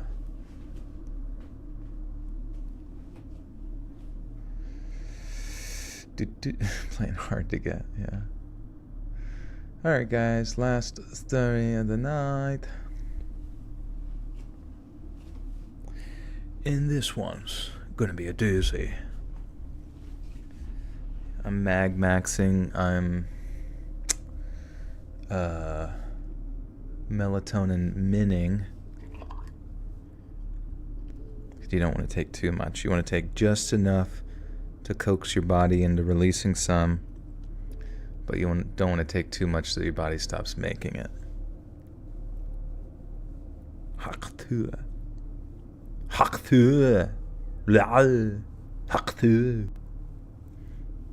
You got to grab that thing and go haktua on it.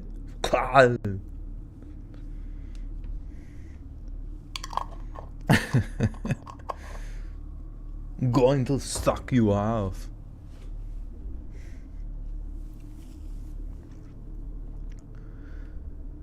I used to work at a Waffle House, and we used to have this one family stop in whose kid was a total psycho, but also had some pretty serious learning difficulties too, so it was a difficult situation to say the least. I think he was only like 13 or 14, but we used to joke about how his parents must have been slipping supplements into his milk bottle or whatever because he was huge for his age. There was just about...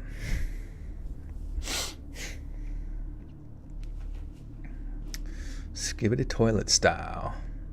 Yeah, I'm about to go skibbity toilet style on all y'all. I scared your husband? Sorry.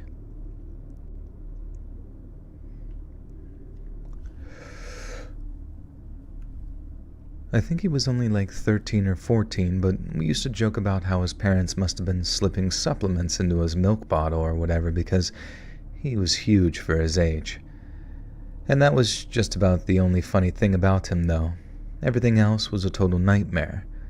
He beat up 2 employees one day, broke one of their noses, and did thousands of dollars in damage to both company property and staffs. Televisions, windows, doors, gaming systems, windshields, glasses, phones, you name it, he broke it. His parents used to get mad at us if we called the police to help us. They didn't want him to get a bad reputation in the community, which was ironic because I'm not sure his rep could be any worse. We weren't officially forbidden from personally pressing charges, but it was not encouraged. Everyone did everything to make sure he never faced any consequences. For the 2 staff that he pulverized, he had to draw a picture to say he was sorry. He finished the picture, and his parents brought him along to present it to us with an apology. And I swear to God, he looked one of my coworkers dead in the eyes and said, "I'm not sorry. I'm glad I did it. I wish I'd hurt them worse." His mom yelled at him, told him not to be so rude, and I don't think any of us were all surprised. I ended up dealing with him on a couple of other occasions, and when he wasn't in a rage, he had his moments of decency. In one of our calmer conversations, he was playing Legos, and I asked him if he'd like to talk about some ways to avoid hurting people when he gets angry. The kid looked me dead in the eyes and said, "No, I don't want to stop hurting people. I like hurting people." I asked him why, and he shrugged and told me, "I just like it. It's fun." I still think about that kid from time to time, and whenever I do, I wonder how much longer it'll be before I see him featured in some online news article about how he's killed someone or beaten them half to death, something violent in nature anyway. I hope his family have found more effective ways to deal with whatever he was suffering with, but to be brutally honest, I think the way he treated them... Fuck.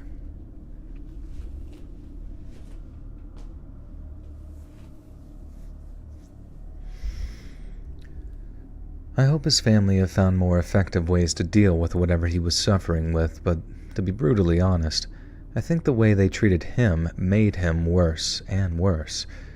You can't have kids like that thinking there's no consequences, even if they are a little slow. And that's how you end up with the Green River Killers or Sons of Sam. As I said, I wonder what they'll call that kid if worse comes to worse, and he ends up taking a life instead of making one for himself.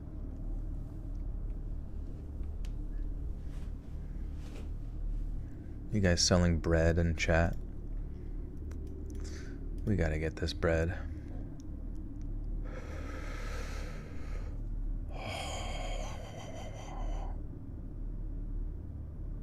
A celestial sound. Hello, I am from planet Glorpydorp. I am the voice of the gases. Alright, we gotta get the numbers back up, guys.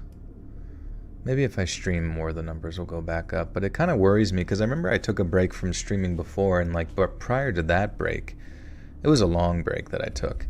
And it was like in the 700s people would show up, and then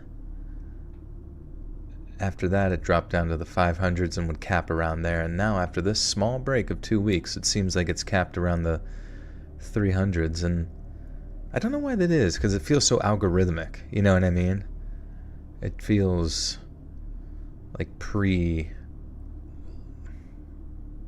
it's whatever. I'll stop noticing things, I guess. Alright, let me read this outro, and we'll get you out of here. We'll get everyone home on time.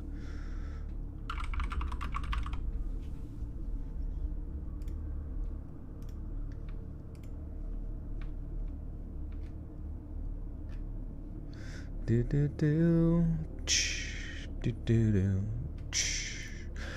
do do do do do. It's because I'm earlier. Oh, that might be it too. Maybe I need to starting at midnight. What's up, Van? See, that's the thing too. Is that why does it what? You think that it would approach live stream notifications from a priority standpoint instead of telling people 3 hours too late? It's just so stupid. It's been that way forever, and it's just weird that sometimes I just don't think the engineer aspects of YouTube ever actually use the product that they... And I guess at the end of the day, it's most of their money is made from the YouTube videos themselves, and maybe the shorts, or maybe not necessarily money, but it's that's the main product that I just think the live streaming has taken a back door in so many ways. But if you could be better than Twitch, I don't know, you know what I mean, you would dominate. YouTube would dominate the streaming scene if they could just take a solid period of time to massively revamp the streaming just interface and all of the kind of stuff, you know. But yeah, let's read this outro. You guys think of something funny for me to say, and I will do that. Hey friends, thanks for listening. Click that notification bell to be alerted of all future narrations. I release new videos every Monday and Thursday at 7 p.m. EST, and there are super fun live streams every Sunday and Wednesday nights. If you got a story, be sure to submit them to my subreddit, r/letsreadofficial, or send it over email, and you might even hear your story featured on the next video. And if you want to support me even more, grab early access to all future narrations and bonus content over on Patreon, or click that big join button to hear about the extra perks offered for members of the channel. And check out the Let's Read podcast, where you can hear all of these stories and big compilations located anywhere you listen to podcasts. All links in the description below. Thanks so much, friends. And remember, watch where you peddle your bread. Check for dirt under your pillow. They are beta testing a community page that is basically Instagram. A community page that is basically Instagram. But they already have the shorts, and that's the whole point of like Instagram shorts. Like the layout of Instagram, where it's like kind of more blocky with a bunch of blocks. Do I want a job? Sure. Is it giving ideas to YouTube? Because we could figure this out. We could make the YouTube space the greatest space ever.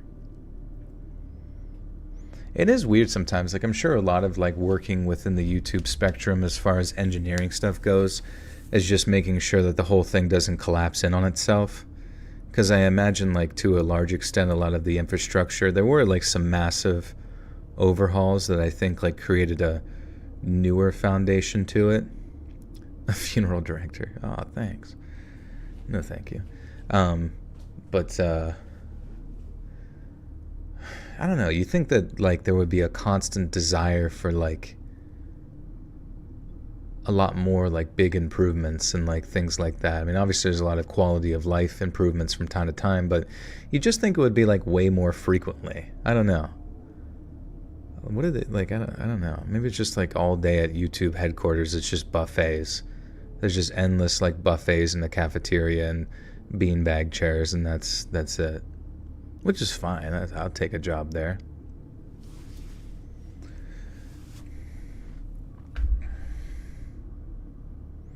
All right, friends. Thank you for being here. I appreciate you. I love you. Thank you for watching all the videos. Listen to the podcast, the Let's Read podcast, wherever you listen to podcasts. I will get this up, edited, ready to go over on Patreon as usual. First things first, early access over there. Otherwise, it will be up on YouTube, same time, same place, probably 9 p.m. tonight, EST, every Monday and Thursday. And then I'll be back streaming this Sunday. I actually forgot what day of the week it was for a second. I'll be back Sunday, so stay tuned for that. Follow me on Twitter at Let's Read to be kept up to date when I go live. On the off chance the notifications over here don't work. Skibbity toilet, skibbity bibbity boobity in the Waffle House. Guys, be sure to pillow max tonight. Pillow fluff max. And I will see you again soon. Thank you. God bless. And God bless America. Goodbye.